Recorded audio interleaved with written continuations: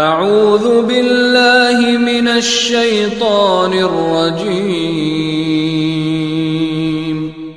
بسم اللہ الرحمن الرحیم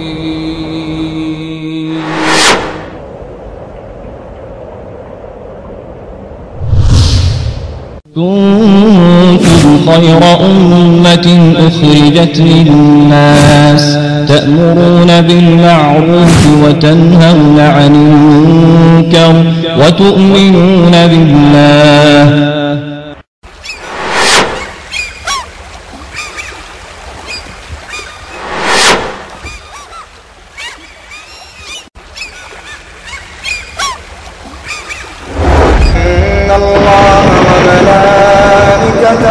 يصلون على النبي يا أيها الذين آمنوا صلوا عليه وسلموا تسليما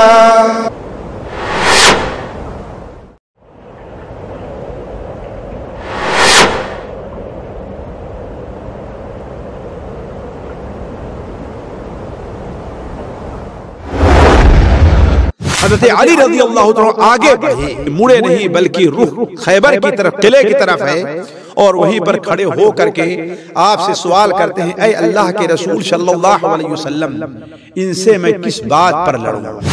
آپ نے کہا اس بات پر لڑو، تمہیں مال کے لیے نہیں لڑنا، دشمن سے بدلہ لینے کے لیے نہیں لڑنا، خیبر پر قبضہ کرنے کے لیے نہیں لڑنا، اور نہ ہی اپنا نام پیدا کرنے یا کسی اور کا۔ کس لیے لڑنا ہے؟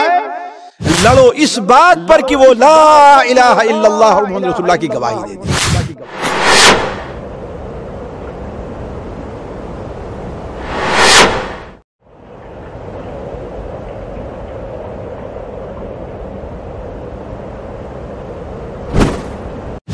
اور آپ نے کیا بیان فرمایا؟ دعوت دی، تمہیں مال غنیمت کی پرواہ نہیں ہونی چاہیے کہ ہم تو تنگی میں ہیں، پریشانی میں ہیں، مدینہ میں لوگ بھوکے رہتے، اس کی پرواہ نہیں ہونی چاہیے، تمہیں پرواہ اس بات کی ہونی چاہیے کہ کون ہے جو مسلمان ہو جائے۔ نبی رحمت کی رحمت عام ہے، مومنین کے لیے بھی، کافروں کے لیے بھی، جانوروں کے لیے بھی، اور انسانوں کے لیے بھی، ہر ایک کے لیے رحمت للعالمین بنا کر کے آپ بھیجے گئے۔ آپ صلی اللہ علیہ وسلم نے اعلان فرما دیا کہ تمام لوگوں کی جاں بخشی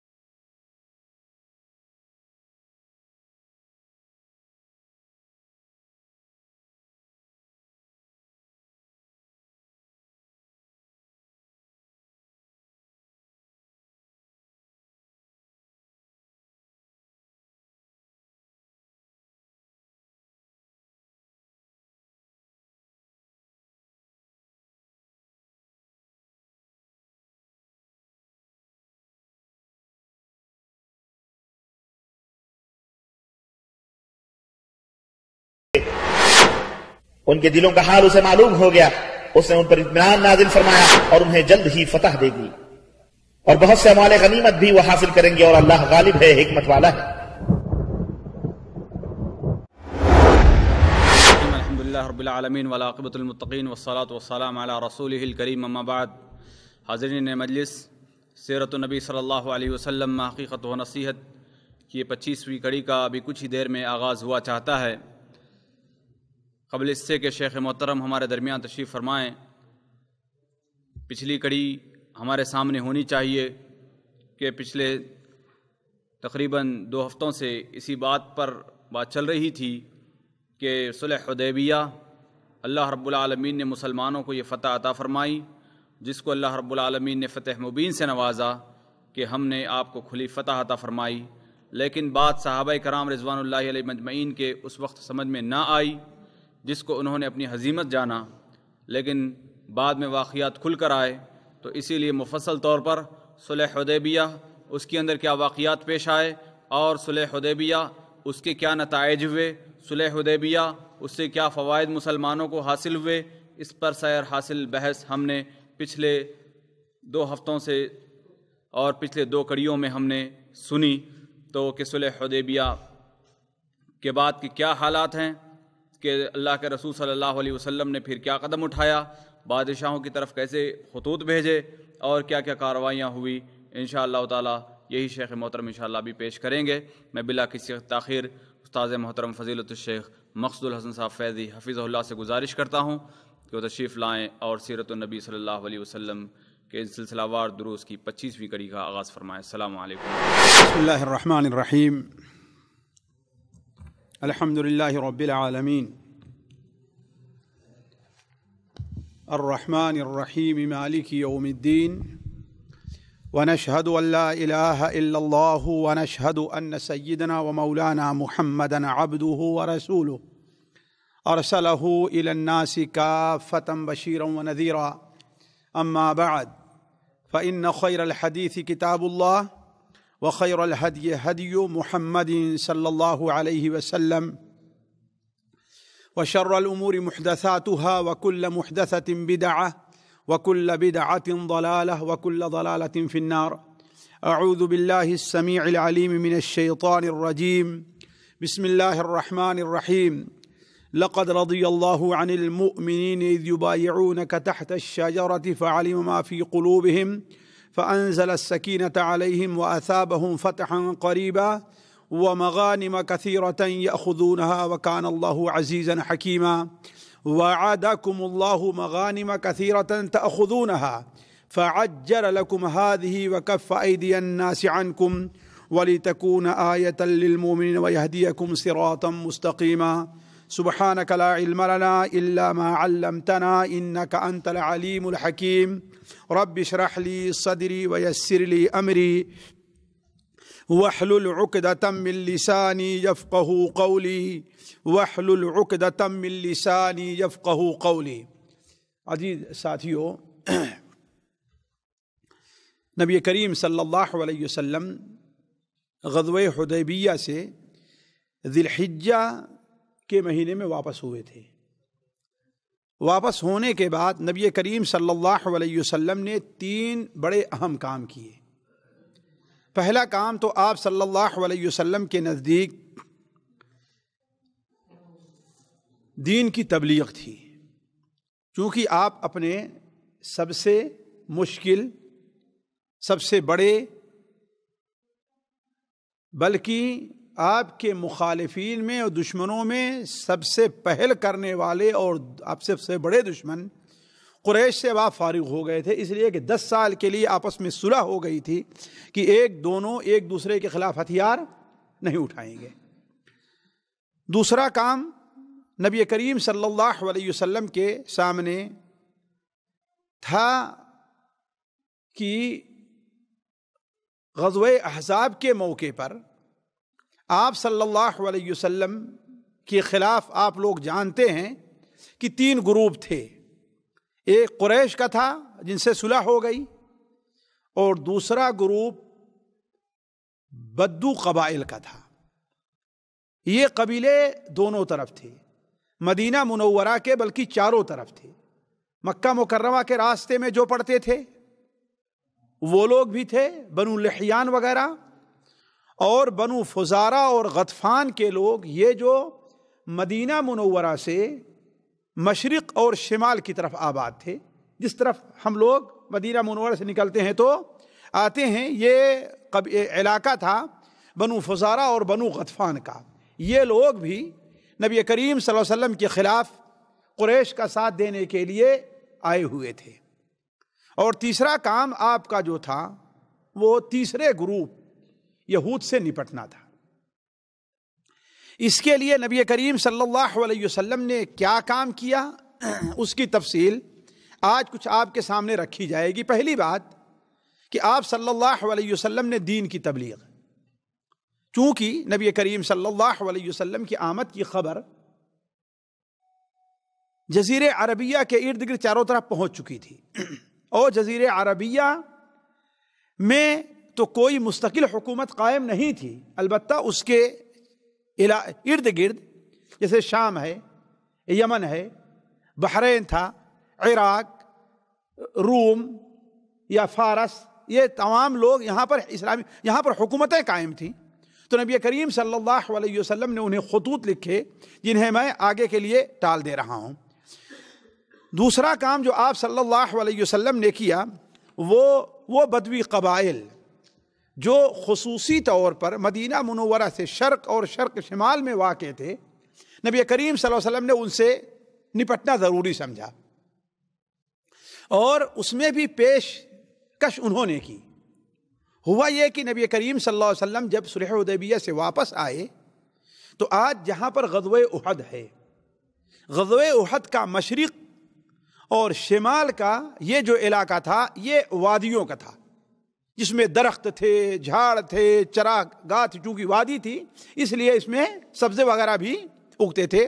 عمومی طور پر مسلمان اپنے جانور اسی طرف چرایا کرتے تھے، بلکہ چراگاہ بھی بنائے تھے، وہیں پر جانور کو چرواہے کے ساتھ چھوڑ دیا کرتے تھے اور وہ وہاں پر رہا کرتے تھے.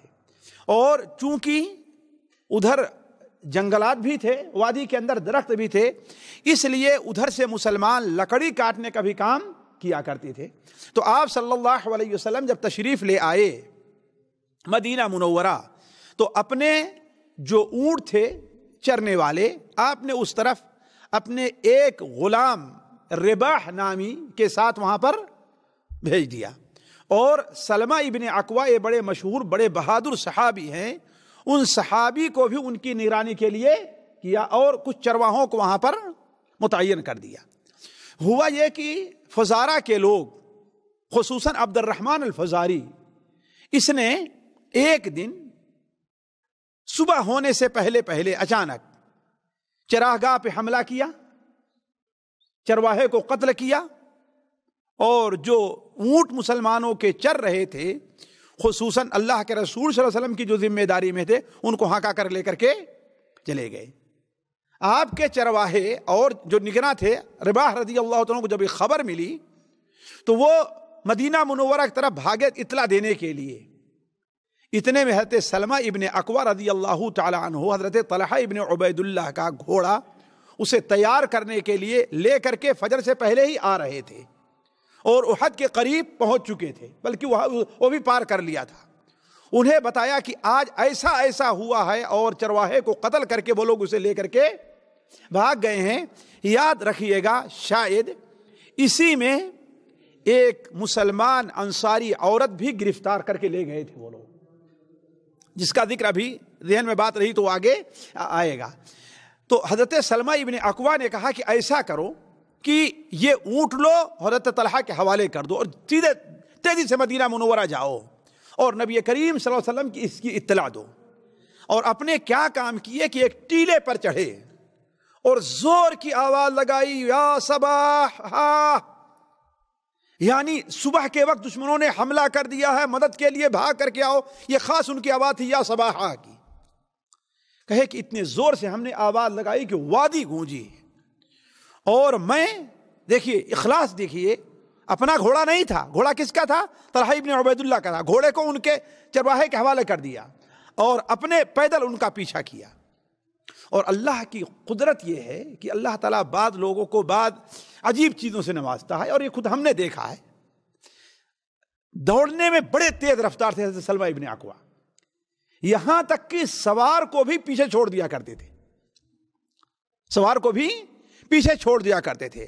حضرت سلمہ ابن اکوع رضی اللہ تعالی عنہ نے کیا کام کیا کہ گھوڑے کو ان کے حوالے کر کے چرواہے کا ان کا پیچھا کرنا شروع کیا اور بھاگتے گئے یہاں تک کہ ظاہر بات وہ اونٹ لے کر کے جا رہے ہیں، ہر ایک کو تیزی سے نہیں بھاگ سکتے.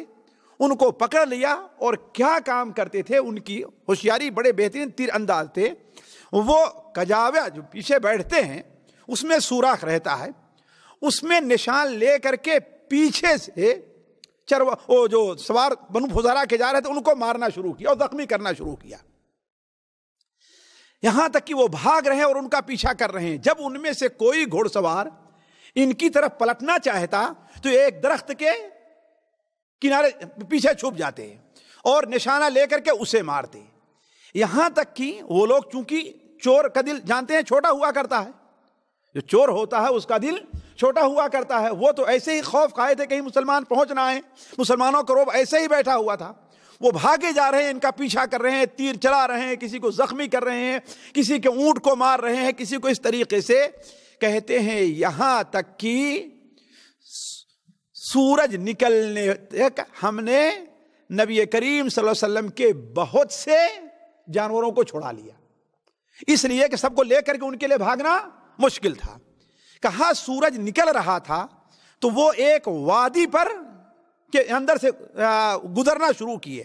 اب وادی چونکہ تنگ تھی اس لیے میں کیا کام کیا, تیزی سے پہاڑ کے اوپر چڑھ گیا میں, اور پہاڑ کی چوٹی پہ چڑھ کر کے اب اپنے تیر کو بچانے کے لیے میں ان پر پتھر پھینک کر کے مارنا شروع کیا.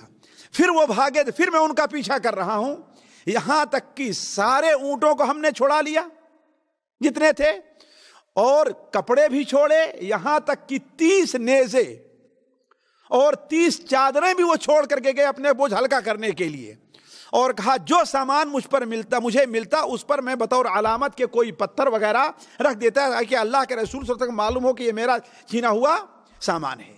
کہا یہاں تک کہ جب چاشت کا وقت ہوا اور اس درمیان میں تقریباً 35 کلومیٹر وہ چلے تھے, وہ بھاگ رہے تھے 35 کلومیٹر یا 25 کلومیٹر تک انہوں نے پیچھا کیا. اب وہ دیکھے کہ یہ شخص ہمارے پیچھے نہیں ہے تو ایک جگہ وادی میں بیٹھ کر کے وہ کچھ کھانا شروع کیے, اور بلکہ ادھر سے ان کی مدد کے لیے کچھ لوگ آئے, انہیں کھانا کھلانے کے لیے, ناشتہ کرنے کے لیے وہاں پر بیٹھے, اس لیے چلتے چلتے تھک گئے تھے. تو حضرت سلمہ ابن اکوع کہتے ہیں کہ میں پہاڑ کے اوپر جا کر کے بیٹھ گیا, لیکن کافی اونچا تھا, تو جو آدمی ان کو لیے کھانا وغیرہ لے کر کے ادھر سے پانی وغیرہ لے کر کے آیا تھا وہ کہتا وہ کون بیٹھا ہوا ہے. کہا کہ یہ پتہ نہیں کون شخص ہے, صبح ہی سے بھور ہی سے اس نے ہمیں تنگ کر کے رکھ دیا ہے, ہمارا سامان بھی چھین لیا اور ہمارا پیچھا نہیں چھوڑ رہا ہے. تو کہا کہ تم لوگ بیوقوف ہو, اس کو پکڑ نہیں سکتے. کہا بھیجو 4 آدمی کو بھیجو. کہا جب میری طرف چڑھنا شروع کیے, ساتھیوں بڑا لمبا قصہ ہے, خود انہی کا بیان کردہ صحیح مسلم شریف میں, لیکن مختصر کر رہا ہوں. جب میری طرف چڑھنا شروع کیے اور اتنے اوپر پہنچ گئے کہ میری آواز ان تک پہنچ سکتی ہے, تو ہم نے کہا تم مجھے پہچانتے ہو میں کون ہوں؟ کہا کہ نہیں. کہا میں سلمہ ابن اکوع ہوں. اس کا مطلب ان کی بہادری, ان کی تیز رفتاری مشہور تھی لوگوں میں, اسی لیے کہتے تھے کہ میں کوئی تیر مارتا تھا تو کہتا تھا انا ابن الخزہا و انا ابن الاکوعی اليوم یوم الردعی, یہ دیکھو میں ابن اکوع ہوں اور آج جس کی ماں نے دودھ پلایا ہے آئے میرے مقابلے کے لیے. کہا کہ جب 4 اتنی دور اوپر چڑھ گئے کہ وہ میری آواز سن سکتے تھے, تو ہم نے کہا تم مجھے پہچانتے ہو میں کون ہوں؟ انہوں نے کہا کہ نہیں. کہا میں ابن اکوع ہوں. اور تم جانتے ہو؟ کہا ہم نے انہیں کہا اگر تم جانتے ہو کہ تم میں سے کوئی اگر میرا پیچھا کرے گا تو مجھے نہیں پکڑ پائے گا, میں اتنا تیز بھاگتا ہوں کہ میرا پیچھا کرے گا تو, لیکن ہم نے اگر کسی کا پیچھا کیا تو میں اسے پکڑ لوں گا, لہذا خیر اسی میں ہے تم لوگ واپس چلے جاؤ. کہا خیر. وہ لوگ اونچے نکلے اور وہاں سے اپنا جو کچھ کھایا آگے بڑھے, تو ایک چشمے پر پہنچ کر کے پانی پینا چاہے, اور میں وہاں سے ان کا پیچھا کرنا شروع کیا, انہیں مارنا شروع کیا. پانی کا ایک قطرہ بھی انہیں پینے نہیں دیا. اتنی دیر میں دیکھتا ہوں کہ درختوں سے حرکت ہو رہی ہے, تو میں سمجھ گیا کہ اللہ کے رسول صلی اللہ علیہ وسلم اپنے ساتھیوں کو لے کر کے پیچھے پہنچ گئے ہیں. کہا سب سے پہلے حضرت اخرم الاسدی پہنچے, اس کے بعد ابو قتادہ, پھر اس کے بعد مقداد ابن عمرو پہنچے. حضرت اخرم میرے پاس پہنچتے ہیں, اتنے میں ان کا سردار عیینہ ابن حصن بھی پہنچ گیا تھا. عیینہ ابن حصن بھی پہنچ گیا تھا, اور عبد الرحمن الفزاری, وہ سارے کے سارے ان کے سردار پہنچ گئے تھے, اس لیے کہ انہیں لوگوں نے بھیجا تھا کہ جا کر کے لوٹ کر کے لے آؤ, اور آگے بڑھ کر کے ان سے کا استقبال کرنا چاہتے تھے. تو کہا حضرت اخرم جب آگے بڑھنا چاہے تو ہم نے ان کے گھوڑے کی لگام پکڑ لی, کہاں جاؤ گے؟ تو حضرت اخرم نے کہا کہ اے سلمہ, تم اللہ اور یوم آخرت پر ایمان نہیں رکھتے ہو؟ کیا تجھے معلوم نہیں ہے کہ جنت حق ہے اور جہنم حق ہے؟ اگر تم اس پر ایمان لے آتے ہو تو میری اور شہادت کے راستے میں حائل نہ بنو. چنانچہ کہتے ہیں ان کے اس واسطہ دینے پر ہم نے اسے چھوڑ دیا اور ہمارا ساتھ انتظار نہیں کہ ہمارے ساتھ کا، آگے بڑھ کر کے عبد الرحمن فزاری کے اوپر حملہ کیا. اور ہوا یہ کہ وہ گھوڑے پر تھا اور یہ بھی تھے، پہلے مارا کہ اس کے گھوڑے کی کوچ کٹے تاکہ نیچے اترے اور ہم اس سے مقابلہ کریں، لیکن اس نے بھی چالاکی کیا، اس کے گھوڑے کو انہوں نے زخمی کر دیا، لیکن اس نے دور سے ان کے اوپر نیزہ مارا تو حضرت اخرم اسدی کیا ہے وہیں پر ڈھیر ہو گئے، شہید ہو گئے رضی اللہ تعالیٰ عنہ. لیکن اتنے میں حضرت ابو قتادہ نے آگے بڑھ کر کے عبد الرحمن فزاری کو قتل کیا اور ان کا گھوڑا لے کر کے چلے آئے. علی کل حال اس طریقے سے آگے بڑھے اور اتنے میں نبی کریم صلی اللہ علیہ وسلم پہنچ گئے تھے. تو اب دوپہر کا وقت ہو رہا تھا اور وہ لوگ ہم سے آگے نکل گئے. اس چشمے کے اوپر نبی کریم صلی اللہ علیہ وسلم جس سے ہم نے بھگایا تھا وہاں پر پہنچے تو ہم نے کہا اے اللہ کے رسول صلی اللہ علیہ وسلم مجھے اجازت دیجئے کہ میں اس میں سے 100 سواروں کو اپنے ساتھ لے لوں، اس لیے کہ آپ صلی اللہ علیہ وسلم 500 سواروں کے ساتھ وہاں پر پہنچے تھے. میں 100 سواروں کو لے لوں تو ان کے پاس ایک جانور بھی نہیں دوں گا، ان میں سے ایک کو بھی نہیں چھوڑوں گا. آپ صلی اللہ علیہ وسلم مسکرائے، کہا کہ تم اتنی ہمت رکھتے ہو اتنی تھکنے کے باوجود بھی؟ کہا اے اللہ کے رسول بالکل میری ہمت ہے، میں آگے بڑھنے کے لیے تیار ہوں. آپ نے کہا اذا ملکت فاسجح، جب تمہیں قدرت مل گئی ہے تو آپ رحم کا معاملہ کرو. تمہارا جو مقصد تھا اپنے جانوروں کو چھڑا لیا ہے، انہیں ہرا دیا ہے، اب آگے بڑھ کر کے ان کے قتل سے کیا فائدہ ہے. چنانچہ آپ صلی اللہ علیہ وسلم وہیں پر انہی اونٹوں میں سے جو ان کا چھینا ہوا تھا ایک اونٹ کو ذبح کیا اور صحابہ کرام کھائے اور واپس آ گئے. حضرت سلمہ ابن الاکوع بیان کرتے ہیں کہ ابھی 3 دن ہی ہمیں پہنچے ہوا تھا کہ اللہ کے رسول صلی اللہ علیہ وسلم نے غزوہ خیبر کے لیے اعلان فرما دیا. کتنا؟ 3 دن. لیکن غزوہ خیبر کے ذکر سے پہلے ابھی جو اس عورت کا ذکر آیا تھا اس کا ذکر کر دوں کہ جو جانور، شاید یہ واقعہ اسی جنگ کا ہے یا کسی اور جنگ کا، بعض علماء نے اسی جنگ کا واقعہ لکھا ہے اور بعض علماء نے کسی اور کا ہے. ہوا یہ تھا کہ کافروں نے جو سامان لیا تھا ایسا مقصد ایک طرف نہیں گئے تھے، یہ تو یہ تھے، اور کچھ لوگ اس قیدی کو لے کر کے جو عورت کو حضرت ابو ذر کی بیوی تھیں، انصاریہ تھیں، حضرت ابو ذر کی بیوی، انہیں اور بعض اونٹوں کو لے کر کے دوسری طرف نکل گئے جس طرف حضرت سلمہ ابن اکوع نہیں جا پائے. اور راستے میں جا کر کے وہ لوگ وہاں پر ٹھہرے ہوئے تھے کہ تھوڑا سا انہیں غافل پا کر کے وہ عورت وہاں سے صحابیہ جو تھی وہ نکل پڑی. سو رہے تھے سارے کے سارے رات میں، اور جس اونٹ کے پاس جاتی سواری کے لیے وہ اونٹ بلبلانا شروع کر دیتا. اور ان اونٹوں میں نبی کریم صلی اللہ علیہ وسلم کی ایک اونٹنی العضبہ بھی تھی. العضبہ کے بارے میں مشہور تھا کہ اس سے آگے کوئی نہیں بڑھ سکتا تھا، اس اونٹنی سے آگے کوئی بڑھتا نہیں تھا. جب اس کے پاس پہنچی تو اس نے آواز نہیں کیا. چنانچہ وہ صحابیہ اس اونٹ کے اوپر بیٹھتی ہیں اور بیٹھ کر کے اسے ہانکا اور لے کر کے آگے بڑھی. اب آہستہ آہستہ ان کو خبر مل گئی کہ ہاں بھائی وہ تو، اس لیے کہ ظاہر بات جو تھے تو ہوشیار بھی رہے ہوں گے، لیکن اللہ نے ان کی نظروں پر پردہ ڈالا اور انہیں موقع مل گیا. اب پیچھا تو کیے لیکن چونکہ اونٹنی بڑی تیز رفتار تھی اس لیے اسے پکڑ نہیں پائے. تو جس درمیان بھاگ رہی تھی وہ اونٹنی تو اس انصاریہ عورت نے کہا کہ اے اللہ تعالیٰ اگر تو نے مجھے نجات دے دیا کافروں سے تو میں اس اونٹنی کو تیرے راستے میں ذبح کر دوں گی، اس اونٹنی کو تیرے راستے میں ذبح کر دوں گی. چنانچہ وہ جب بھاگ کر کے نبی کریم صلی اللہ علیہ وسلم کے پاس پہنچی اور سارا ماجرا بتایا تو آپ نے فرمایا کہ تو نے اس کا بدلہ بہت برا دیا ہے. اسی اونٹنی کی وجہ سے اللہ نے تجھے نجات دیا اور تجھے ذبح بھی کرنا چاہتی ہے. آخر تجھے نجات کس سے ملی ہے؟ اسی اونٹنی سے ملی ہے نا، اور تو اسے کیا بدلہ دے رہی، کسے ذبح کرے گی؟ آپ نے فرمایا لا نظر فی معصیت اللہ ولا فیما لا یملک العبد. ایک مسئلہ آپ نے بتایا کہ اگر کوئی آدمی کسی گناہ کے کام کی نظر مان لے تو اس کو پورا نہیں کیا جائے گا. یعنی اگر کوئی نظر مان لیتا ہے کہ میں اپنے فلاں بھائی سے بات نہیں کروں گا تو یہ نظر پوری نہیں کی جائے گی۔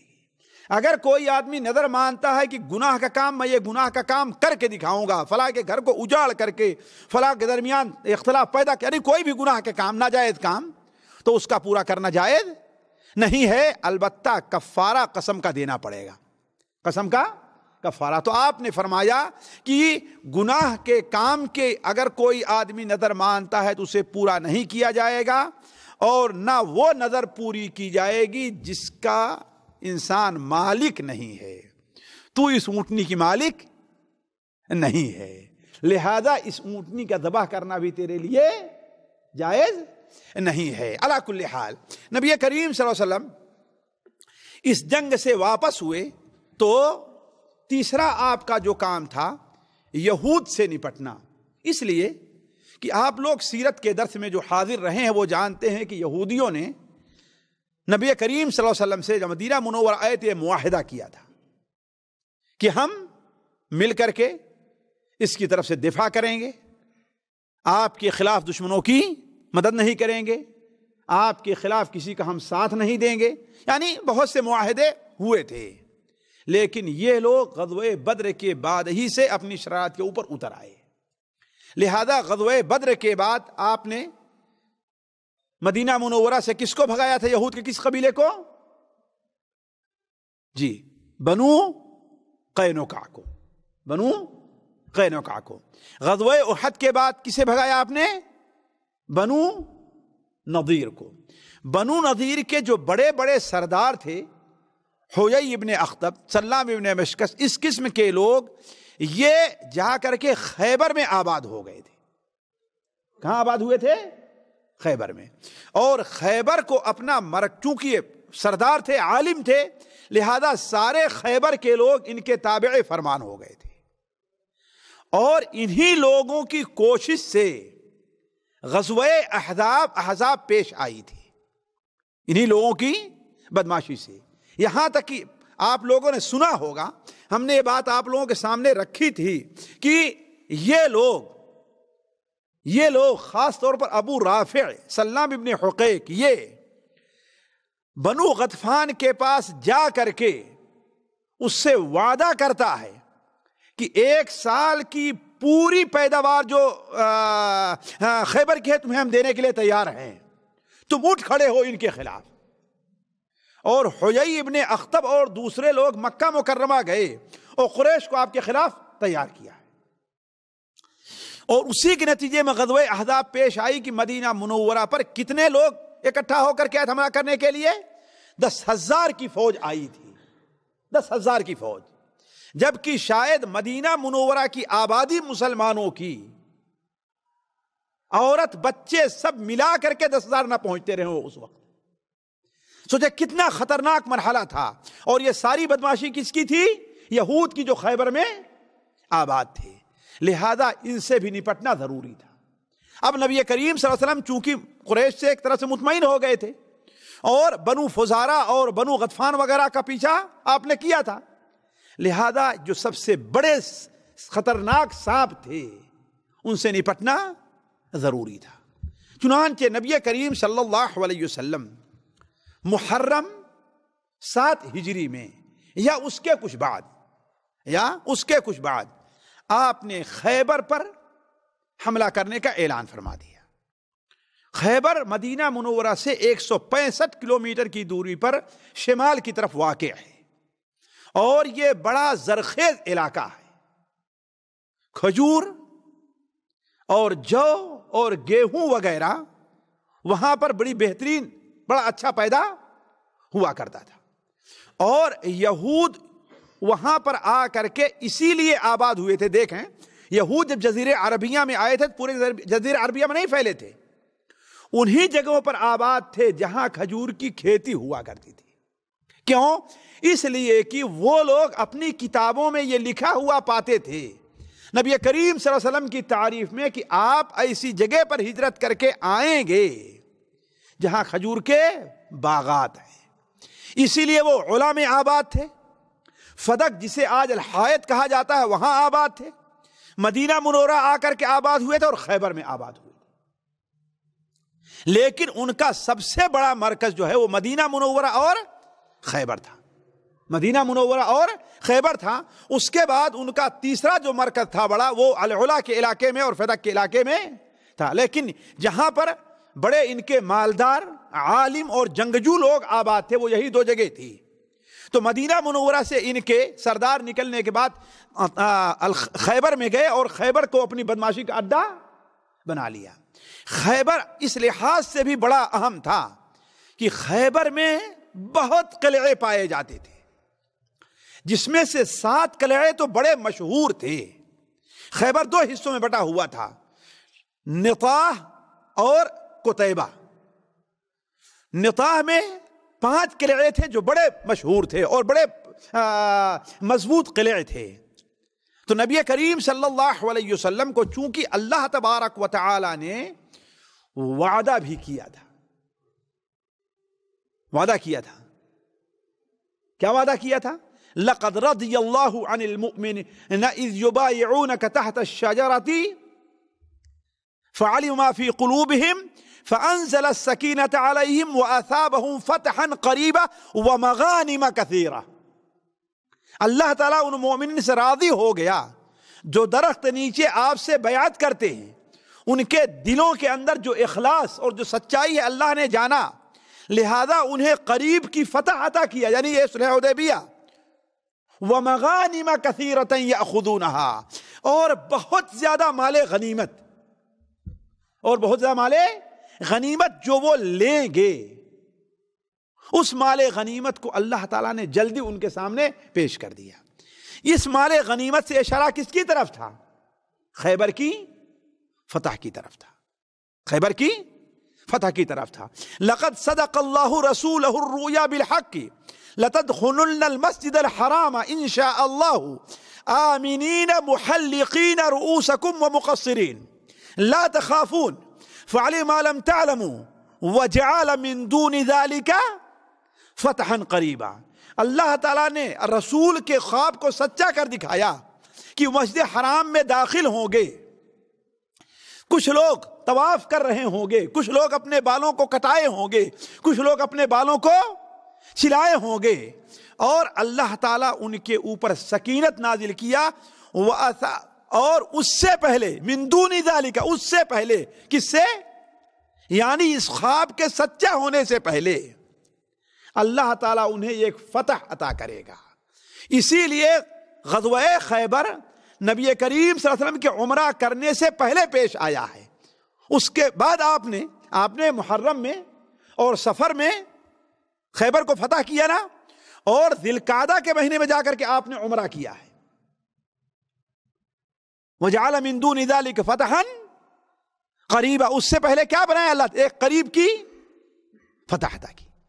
تو کہنے کا مطلب کہ اللہ تبارک و تعالیٰ نے جب صلح حدیبیہ کے بعد سورہ الفتح نازل فرمائی تو وہاں مسلمانوں کو خوشخبری دے دی تھی کہ تمہیں بہت زیادہ مال غنیمت ملنے والا ہے، اور صحیح ملا ہے۔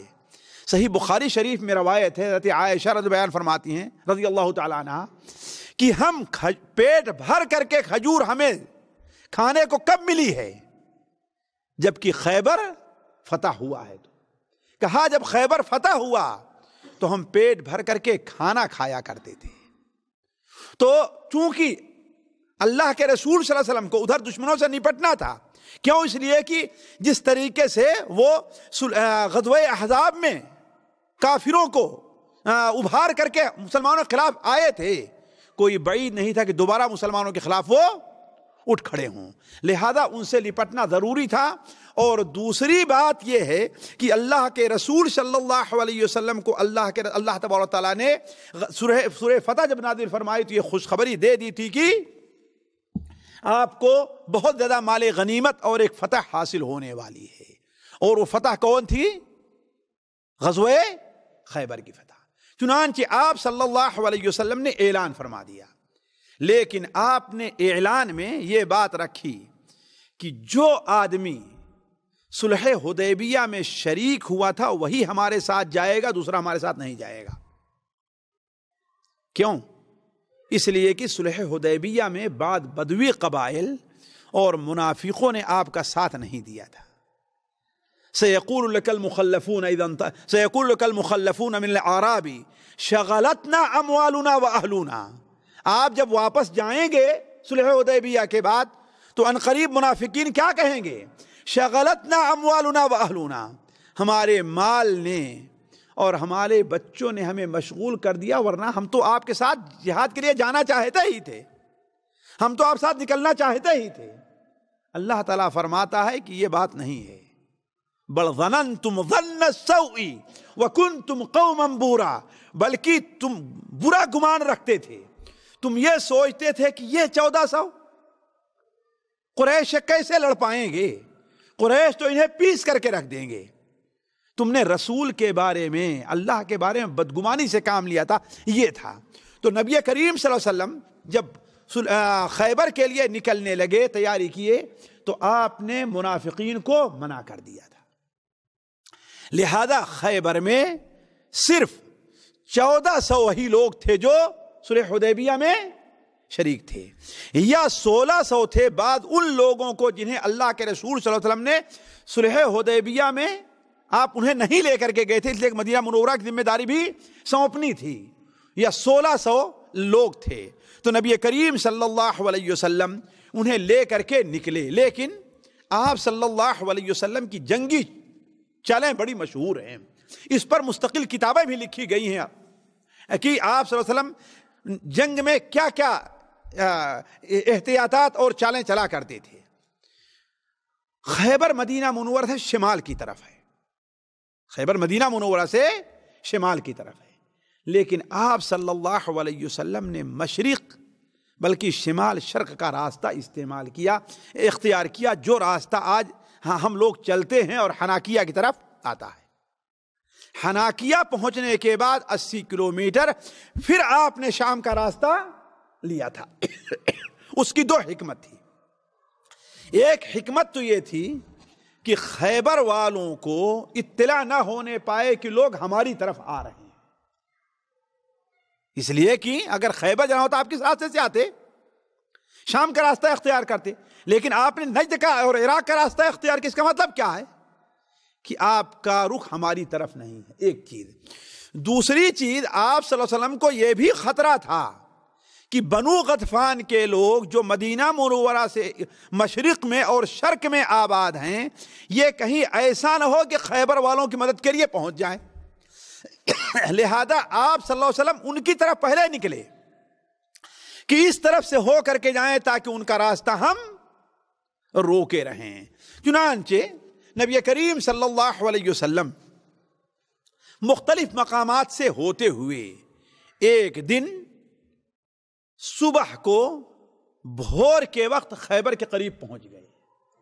آپ نے خیبر کے قریب وہاں پر رات میں ڈیرا ڈالا، فجر کی نماز بالکل بھور میں پڑھی، اور خیبر والے لوگ ابھی مطمئن تھے کہ آپ صلی اللہ علیہ وسلم نے صحابہ کرام کی 1400 صحابہ کرام تعداد لے کر کے یا 1600 آپ نے خیبر کے سور کے پاس جا کر کے پڑاؤ ڈالا. وہ لوگ مطمئن تھے. لہذا ان لوگوں نے کیا کام کیا کہ صبح کو جس طریقے سے اپنے برتن اور اپنے ہسوے اور اپنے اوزار وغیرہ لے کر کے کھیتوں میں نکلنا چاہتے ہیں، جیسے ہی دروازہ کھلا شہر پناہ کا، ویسے ہی آپ صلی اللہ علیہ وسلم ان کو سامنے دکھائی دیے. وہ شور کرنے لگے، محمد والخمیس، محمد الخمیس، اللہم صلی علی محمد. محمد فوج لے کر کے آ گئے ہیں، محمد فوج لے کر کے آ گئے، محمد فوج لے کر کے آ گئے. اس لیے کہ فوج کو خمیس کہتے تھے. خمیس 5 آتا ہے نا، اس لیے کہ فوج کو عمومی طور پر اس وقت 5 حصوں میں بانٹا جاتا تھا. دایاں حصہ، بایاں حصہ، بیچ کا حصہ اور آگے کا اور پیچھے کا حصہ. یہ 5 حصوں میں فوج کو بانٹا جاتا ہے، اس لیے اسے خمیس کہا کرتے تھے. تو ان لوگوں نے کہا کہ محمد والخمیس، اللہم صلی اللہ علیہ وسلم، یعنی محمد کیا ہے؟ فوج دے کر کے. لیکن ان لوگوں کو سنبھلنے کا موقع نہیں ملا کہ نبی کریم صلی اللہ علیہ وسلم شہر پناہ میں داخل ہو گئے. شہر میں تو داخل ہوئے، لیکن ان لوگوں نے جلدی سے قلعے کے دروازے بند کر لیے. لیکن اللہ تبارک و تعالیٰ کا کرنا یہ کہ مسلمانوں کو دشواری تو پیش آئی، لیکن اللہ تعالیٰ کے فضل سے قلعے پر قلعے فتح ہوتے گئے، قلعے پر قلعے فتح ہوتے گئے، اور چند ہی دنوں میں مسلمانوں نے خیبر کے علاقے نطاح جو سب سے مضبوط تھا اور زیادہ قلعے تھے، آپ نے اسے فتح کر لیا۔ جب وہ قلعے فتح ہو گئے تو قتیبہ جو دوسرا علاقہ خیبر کا تھا، آپ نے ان کا محاصرہ کیا تو ان لوگوں نے ہتھیار ڈال دیا، اس لیے کہ جب دیکھے کہ جو ہم سے زیادہ لوگ ہیں اور مضبوط علاقے ہیں وہ فتح ہو گئے تو ہم کہاں سے مقابلہ کریں گے۔ اس طریقے سے خیبر کا بہت بڑا حصہ کس سے فتح ہوا؟ جنگ سے، اور دوسرا حصہ کس سے فتح ہوا؟ آپس میں صلح سے۔ ساتھیو، آگے بڑھنے سے پہلے یہ ضروری ہے کہ بعض حادثات کا ذکر کر دیا جائے۔ دیکھیے، قلعوں کی فتح کی تفصیل میں نہیں جانا چاہتا، حالانکہ سیرت کی کتابوں میں بڑی تفصیل لکھی ہے، لیکن صحیح روایات میں مجھے کوئی تفصیل نہیں مل سکی ہے، اور میں کوشش یہ کرتا ہوں کہ سیرت کے واقعات کے بیان میں انہی روایات پر اعتماد کیا جائے جو صحیح ہیں۔ البتہ متفرق بعض حادثات ملتے ہیں۔ مثال کے طور پر سب سے پہلا قلعہ مؤرخین جو لکھتے ہیں وہ قلعہ ناعم تھا، اور خیبر کے بڑے جنگجو بلکہ ایک پہلوان مرحب جو سب سے بڑا پہلوان مانا جاتا تھا، اس کا ایک قلعہ تھا۔ مسلمانوں نے اس کا جب محاصرہ کر لیا تو مسلمانوں کو کافی دقت پیش آئی۔ شروع میں اللہ کے رسول صلی اللہ علیہ وسلم نے جھنڈا حضرت ابوبکر صدیق رضی اللہ تعالیٰ عنہ کو دیا، مسلمان گئے، بڑی کوشش کی اور قلعہ فتح نہیں ہوا۔ دوسرے بار جھنڈا حضرت عمر فاروق رضی اللہ تعالیٰ عنہ کو دیا گیا، جیسے مسند احمد کی روایت ہے۔ بڑی کوشش ہوئی لیکن قلعہ فتح نہیں ہوا۔ ادھر سے مسلمان بھی تنگ ہیں، ادھر سے وہ بھی محاصرے سے آہستہ آہستہ تنگ آ رہے ہیں۔ تیسری بار آپ نے کہا آج میں جھنڈا ایک ایسے شخص کو، کل میں جھنڈا ایک ایسے شخص کو دوں گا جو اللہ سے محبت کرتا ہے اور اللہ اس سے محبت کرتے ہیں، اللہ اور اس کے رسول اس سے محبت کرتے ہیں۔ ہر صحابی کی خواہش تھی کہ کاش کہ مجھے کل جھنڈا مل جائے، لیکن صبح کو آپ صلی اللہ علیہ وسلم نے پکارا کہ علی کہاں ہیں، ان کو بلا کے لے آؤ۔ حضرت علی رضی اللہ تعالیٰ عنہ انہیں بلایا گیا۔ حضرت علی لوگوں نے کہا کہ ان کی آنکھ آئی ہوئی ہے، آنکھ میں تکلیف ہے۔ آپ نے کہا انہیں بلاؤ۔ چنانچہ حضرت علی رضی اللہ عنہ بلایا گیا، آپ نے ان کے آنکھ میں اپنا لعاب مبارک لگا دیا، جس سے ان کی آنکھ درست ہو گئی۔ آپ نے انہیں جھنڈا دیا، علم دیا، اور کہا کہ انفض برسلک، سنبھل کر کے جاؤ، یہاں تک کہ اس میدان میں جا کر کے ٹھہرو جو ان کا میدان ہے یہود کا۔ حضرت علی رضی اللہ عنہ آگے بڑھے اور پیچھے مڑے نہیں، بلکہ رخ خیبر کی طرف، قلعے کی طرف ہے، اور وہیں پر کھڑے ہو کر کے آپ سے سوال کرتے ہیں، اے اللہ کے رسول صلی اللہ علیہ وسلم، ان سے میں کس بات پر لڑوں؟ آپ نے کہا اس بات پر لڑو، مال کے لیے نہیں، جائیداد کے لیے نہیں، شہرت کے لیے نہیں، دشمن سے بدلہ لینے کے لیے نہیں۔ حالانکہ اس میں وہ دشمن تھے جو دنیا کے ہر قانون کے لحاظ سے قابل گردن زدنی تھے، معاف کرنے کے لائق نہیں تھے، لیکن اللہ کے رسول کیا بیان فرمایا؟ تمہیں مال کے لیے نہیں لڑنا ہے، دشمن سے بدلہ لینے کے لیے نہیں لڑنا ہے، خیبر پر قبضہ کرنے کے لیے نہیں لڑنا ہے، اور نہ ہی اپنا نام پیدا کرنے یا کسی اور کا۔ کس لیے لڑنا ہے؟ لڑو اس بات پر کہ وہ لا الہ الا اللہ اور محمد رسول اللہ کی گواہی دے دیں۔ اور آپ نے کیا بیان فرمایا؟ دعوت دی، لَأَن يَهْدِيَ اللَّهُ بِكَ رَجُلًا وَاحِدًا خَيْرٌ لَكَ مِنْ حُمْرِ النَّعَمِ۔ تمہیں مال غنیمت کی پرواہ نہیں ہونی چاہیے کہ ہم تو تنگی میں ہیں، پریشانی میں ہیں، مدینہ منورہ لوگ بھوکے رہتے، اس کی پرواہ نہیں ہونی چاہیے۔ تمہیں پرواہ اس بات کی ہونی چاہیے کہ کون ہے جو مسلمان ہو جا رہا ہے. لَأَن يَهْدِيَ اللَّهُ بِكَ رَجُلًا وَاحِدًا, اگر تیرے ذریعے اللہ تعالیٰ ایک آدمی کو بھی ہدایت دے دے, ایک شخص کو بھی ہدایت دے دے, تو وہ تمہارے لیے سرخ اونٹوں سے بہتر ہے. یعنی مطلب کیا تھا؟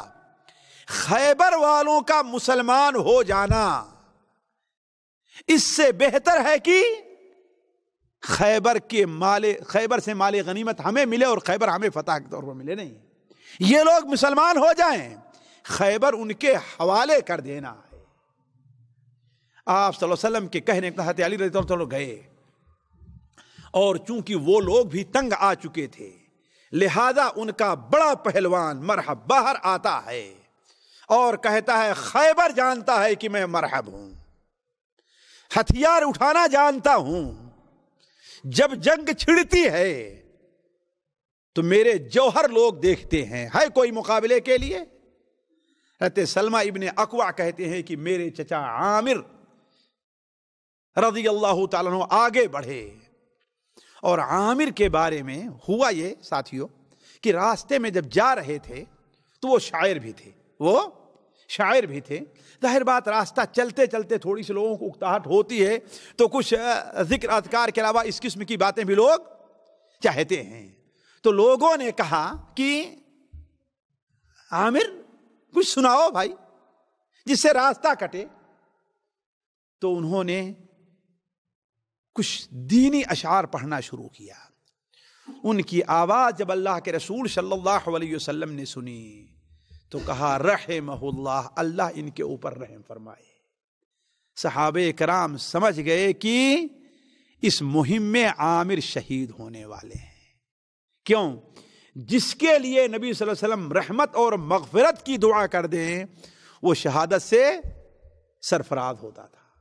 لوگوں نے کہا اے اللہ کے رسول صلی اللہ علیہ وسلم, ان بہادر ہیں, یہ پہلوان ہیں, ان کی درازی عمر کے لیے دعا کیجئے آپ. اور آپ کو یاد ہوگا پچھلے درس میں ہم نے بتایا تھا, کہتے عامر رضی اللہ عنہ 80 کافروں کو اکیلے پکڑ کر کے لے آئے تھے.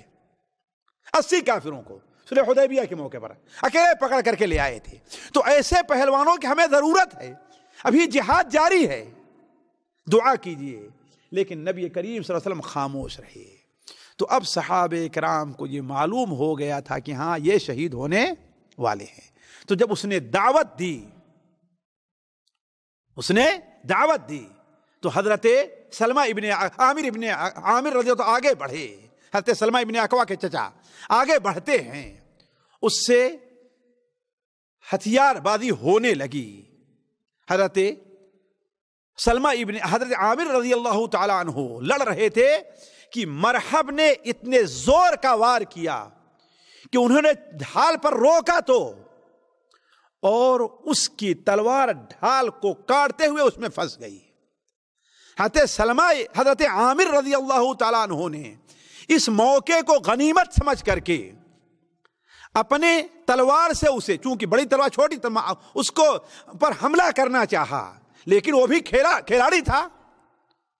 اس نے پیترا بدل کر کے دور گیا اور وہ تلوار اٹھ پلٹ کر کے حضرت عامر رضی اللہ عنہ کے پڈلی کو کاٹ دیا اس نے, اور یہی چیز ان کے انتقال کا سبب بن گئی ہے. لیکن وہ بھی پہلوان تھا, جب دیکھا کہتے عامر زخمی ہو گئے تو اسے تعرض نہیں کیا. پھر اس نے دوبارہ مقابلے کا چیلنج کیا تو حضرت علی رضی اللہ تعالیٰ عنہ اس کے مقابلے کے لیے آئے اور تھوڑی ہی دیر میں اس کا خاتمہ کر دیا. بعض روایات میں آتا ہے کہ اس کے بعد اس کا بھائی حارث مقابلے کے لیے نکلا تو حضرت زبیر رضی اللہ تعالیٰ عنہ وہ اٹھے اور اس کو قتل کر دیا. اب اس طریقے سے قلعے والوں نے دیکھا کہ ہمارے 2 پہلوان ہیں. اب قلعے والے سنبھل نہیں پائے تھے کہ مسلمانوں نے حملہ کر دیا اور قلعے میں داخل ہو گئے. یہاں پر بتا دوں, یہ جو یہاں پر بہت مشہور ہے کہ حضرت علی رضی اللہ تعالی عنہ نے قلعے کا دروازہ اکھاڑ لیا تھا, اس سے لڑتے رہے, اور اتنا مشہور دروازہ تھا کہ اتنا وزنی تھا کہ بعد میں 25 یا 24 مسلمان اسے اٹھانا چاہے نہیں اٹھا سکے. یہ بات سراسر جھوٹ اور غلط ہے. حضرت علی کی بہادری کا کوئی منکر نہیں ہے, لیکن بہادری کا یہ معنی نہیں کہ جھوٹے واقعات ان کی طرف منسوب کیے جائیں. علا کل حال جو دروازے کو اکھاڑنے اور اسے لے کر کے ڈھال کا کام کرنے کا ہے، یہ قصہ کیا ہے؟ جھوٹا ہے مؤرخین کے نزدیک، اور محدثین کے نزدیک وہ صحیح نہیں ہے. علا کل حال جب قلعہ نائم فتح ہو گیا تو قلعہ نائم سے یہودی جنگجو بھاگ کر کے قلعہ صعب کے اندر منتقل ہو گئے. مسلمانوں نے اس کا محاصرہ کیا. اس کے محاصرہ کے وقت اللہ کے رسول صلی اللہ علیہ وسلم نے جھنڈا حضرت حباب ابن المنذر رضی اللہ تعالیٰ عنہ کو دیا. وہ گئے، 3 دن تک جاری رہا. کچھ لوگ باہر نکل کر کے مقابلے کے لیے بھی آئے، لیکن آخر میں وہ مجبور ہو کر کے وہ قلعے کو چھوڑ کر کے قلعہ زبیر کے اندر وہ آگے بڑھ کر کے منتقل ہو گئے. قلعہ زبیر ساتھیوں عجیب تھا یہ، اور اس کے اندر لوگوں نے کھانے پینے کا اتنا سامان جمع کر رکھا تھا کہ سال بھر کے لیے لوگوں کو کافی ہوتا. اور ان دونوں قلعوں سے جو جنگجو بھاگ کر کے گئے تھے وہ بھی اس کے اندر پناہ گزین تھے. مسلمانوں نے، نبی صلی اللہ علیہ وسلم نے اس کا محاصرہ کیا. 1 دن گزرا، 2 دن گزرا، 3 دن گزرا، لیکن اس قلعے کے فتح ہونے کی کوئی صورت نہیں نکل رہی تھی. لیکن جانتے ہیں اللہ تبارک و تعالی اپنے بندوں کی مدد کرتا ہے. ہوا یہ کہ انہیں میں کا ایک یہودی، اس لیے کہ بہت سے یہودی مسلمان ہونا چاہتے تھے، انتظار کس کا کرتے تھے؟ اپنے سرداروں کا. تبھی تو حدیث شریف میں ہے، نبی صلی اللہ علیہ وسلم نے ارشاد فرمایا کہ اگر میرے اوپر 10 یہودی ایمان لے آلے، وہ جو ان کے علماء تھے، 10 یہودی مجھے نبی، اللہ کا نبی مان لے، میرے اوپر ایمان لے آئیں، تو دنیا میں کوئی یہودی نہیں رہے گا جو اسلام لائے بغیر باقی رہے گا.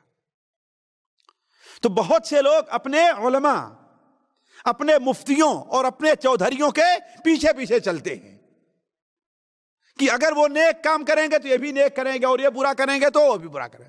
تو کچھ یہودی ایسے تھے جو حقیقت میں مسلمان ہونا چاہتے تھے. ان میں سے ایک یہودی کسی طریقے سے نکل کر کے آیا اور وہ راز کی بات بتا دی جس کی وجہ سے اس قلعے کو فتح کرنے کے لیے پریشانی ہو رہی تھی. ہوا یہ، کہا کہ اس لیے کہ اس میں فوجی جنگجو بھی موجود ہیں اور کھانے کا سامان بھی ہے. اگر آپ مہینوں محاصرہ کیے رہیں تو آپ ان پر کامیاب نہیں ہوں گے. لیکن ایک ویک پوائنٹ ہے، کمزور نقطہ ہے. وہ کیا؟ کہا پانی اس قلعے کے اندر نہیں ہے. یہ لوگ رات کی تاریکی میں اتر کر کے پانی بھر کر کے لے جاتے ہیں، اس لیے کہ وہ پہاڑی پر واقع تھا اور آج طرح مشینیں نہیں تھی. جانتے ہیں اگر آپ یہ پانی بند کر دیں ان کا کسی طریقے سے تو یہ مجبور ہو جائیں گے ہتھیار ڈالنے پر. چنانچہ نبی کریم صلی اللہ علیہ وسلم نے اس کے مشورے پر عمل کیا اور پانی پر قبضہ کر لیا، ان کا پانی بند کر دیا.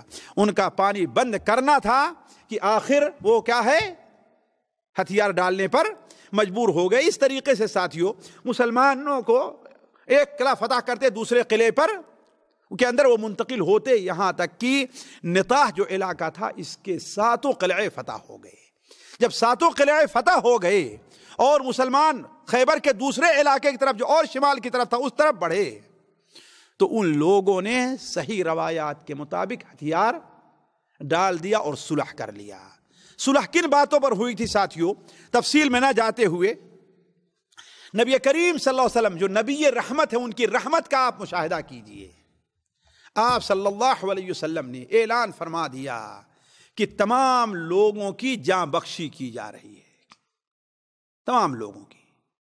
آج کی طرح آپ نے یہ شرط نہیں لگائی کہ جو جنگی مجرم ہیں انہیں بخشا نہیں جائے گا، جو لوگ دہشت گرد ہیں انہیں چھوڑا نہیں جائے گا، جو ایسے ہیں انہیں بخشا نہیں جائے گا. نہیں، نبی رحمت کی رحمت عام ہے ساتھیوں، مومنین کے لیے بھی، کافروں کے لیے بھی، جانوروں کے لیے بھی اور انسانوں کے لیے بھی، ہر ایک کے لیے رحمت للعالمین بنا کر کے آپ بھیجے گئے تھے.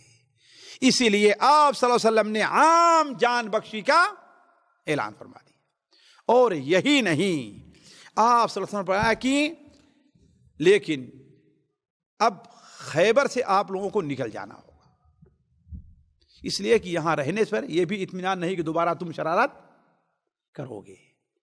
البتہ جو کچھ تم لے جانا چاہتے ہو لے جاؤ، 3 چیزیں تم نہ لے جاؤ بس، یا 4 چیزیں۔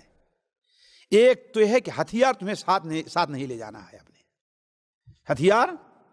دوسرے، سونا اور چاندی نقدی جو مال ہے وہ بھی نہیں لے جانا ہے۔ اور تیسرے، اپنے ساتھ اپنے جانوروں کو بھی نہیں لے جانا ہے۔ باقی جو سامان تمہارے پاس ہے، کھانے پینے سب کچھ لے کر کے جاؤ، کوئی ہمیں پرواہ نہیں۔ لیکن آپ نے اس کے ساتھ ساتھ شرط لگا دی، اگر کسی نے کچھ چھپایا تو پھر اس کی جان بخشی نہیں ہے۔ ہر ایک کو ہے، مجرم ہے وہ بھی۔ جن لوگوں نے غطفان کو اور قریش کو ہمارے خلاف ابھارا ہے ان کی بھی جان بخشی ہے۔ جو قریش کے ساتھ مل کر کے غزوہ احزاب میں ہمارے خلاف آئے تھے ان کی بھی جان بخشی ہے۔ لیکن اگر کوئی آدمی کوئی چیز چھپاتا ہے تو اس کی جان بخشی نہیں ہے۔ ان شرائط پر یہود نے خیبر کو مسلمانوں کے حوالے کر دیا، اور یہ وہی چیز ہے جیسا کہ ہم نے ابھی آپ کے سامنے رکھا قرآن مجید میں، وَعَدَكُمُ اللَّهُ مَغَانِمَ كَثِيرَةً تَأْخُذُونَهَا فَعَجَّلَ لَكُمْ هَذِهِ وَكَفَّ أَيْدِيَ النَّاسِ عَنْكُمْ۔ اللہ تبارک و تعالی نے جو تم سے وعدہ کیا تھا بہت زیادہ مال غنیمت کا، وہ اللہ تعالیٰ نے تمہیں حوالے کر دیا ہے۔ ساتھیو، نبی کریم صلی اللہ علیہ وسلم کی ایک رحمت اور دیکھیے کہ آپ نے یہ حکم نافذ کیا کہ یہود یہاں سے نکل جائیں، لیکن انہوں نے درخواست کی، کہا کہ اے ابو القاسم صلی اللہ علیہ وسلم، آپ اور آپ کے ساتھی کھیتی باڑی کرنا نہیں جانتے، نہ آپ کے پاس اتنے آدمی ہیں، اور آپ کے علاقے سے دور کا علاقہ بھی ہے۔ کتنے کلومیٹر تھا ساتھیوں؟ 165-70 کلومیٹر تھا۔ یہ مشکل مسئلہ ہے نا، اتنی دور کھیتی کرنا۔ آج کل کے ترقی کے زمانے میں مشکل ہے، جائے کہ اس زمانے میں ہو۔ تو ایسا کریں کہ آپ ہمیں یہاں رہنے دیں، آپ ہمیں یہاں رہنے دیں، یہ زمین آپ کی ہے، کوئی بات نہیں، یہ زمین آپ کی ہے، ہم اس زمین کے اندر کھیتی باڑی کریں گے، جو پیدا ہوگا اس میں کو ہم اور آپ آدھا آدھا یا جو طے ہوا آپ اس میں بانٹ لیا۔ نبی کریم صلی اللہ علیہ وسلم اور مسلمانوں نے سمجھا کہ مناسب یہی ہے، چنانچہ آپ اس کے اوپر راضی ہو گئے، آپ اس کے اوپر راضی ہو گئے۔ دنیا میں کوئی اپنے دشمن کے ساتھ یہ معاملہ کرے گا ساتھیوں؟ نہیں ملے گا، تاریخ نہیں بتا سکتی۔ دنیا کی تاریخ لے آئیے آپ، کوئی ایک تاریخ لا کر انسان پیش کر دے کہ اپنے مخالفین جانی دشمن کے ساتھ کسی نے یہ رحمت کا معاملہ کیا ہو۔ لیکن آپ صلی اللہ علیہ وسلم نے یہ بھی شرط لگا دی تھی، لیکن جب ہم چاہیں گے تمہیں یہاں سے نکال دیں، ہم جب چاہیں گے نکال دیں۔ اور آپ صلی اللہ علیہ وسلم نے وصیت کی تھی اپنے انتقال کے بعد، بالکل آخری وصیتوں میں سے ایک وصیت یہ تھی کہ اخرج المشرکین من جزیرۃ العرب، کہ مشرکوں کو جزیرے عرب سے باہر نکال دینا، یہ جزیرہ صرف مسلمانوں کا ہے بس۔ اسی لیے علماء کہتے ہیں جزیرے عرب میں یہ جائز نہیں ہے کوئی کسی غیر مسلم کی عبادت گاہ بننے کی اجازت دے، اور نہ یہاں کی نیشنلٹی کوئی کسی کو دے۔ علا کل حال آپ لوگوں کو یہ تفتیش ہوگی کہ آخر وہ نکالے کب گئے تھے۔ اب تو یہودی آج تو نہیں ہے نا، اور آج مدتوں سے نہیں، وہاں پر آخر کب لوگ نکالے گئے تھے۔ حضرت عمر رضی اللہ تعالیٰ عنہ نے اپنے زمانے میں انہیں بھگایا تھا، اور ظلم کرتے ہوئے نہیں، یہودیوں نے کچھ ایسی شرارت کی اور بدمعاشی کی کہ انہیں نکال دیا۔ پہلی چیز تو ہے کہ یہ بدماش، نبی کریم صلی اللہ علیہ وسلم نے آزادی دی تھی، کرو تم کھیتی، جو ہو اس کا آدھا دے دو۔ آپ ہر سال حضرت عبداللہ ابن رواحہ کو بھیجا کرتے تھے کہ جاؤ دیکھو کھجور کتنی ہے، اندازہ لگا لو۔ تاکہ ہمیں کتنا ملنا ہے اور یہودیوں کتنا ملنا ہے۔ تو چونکہ حضرت عبداللہ ابن رواحہ بالکل انصاف سے کام لیتے تھے، لہذا ان بدبختوں نے اللہ کے رسول سے شکایت کی کہ تو بڑے سخت ہے۔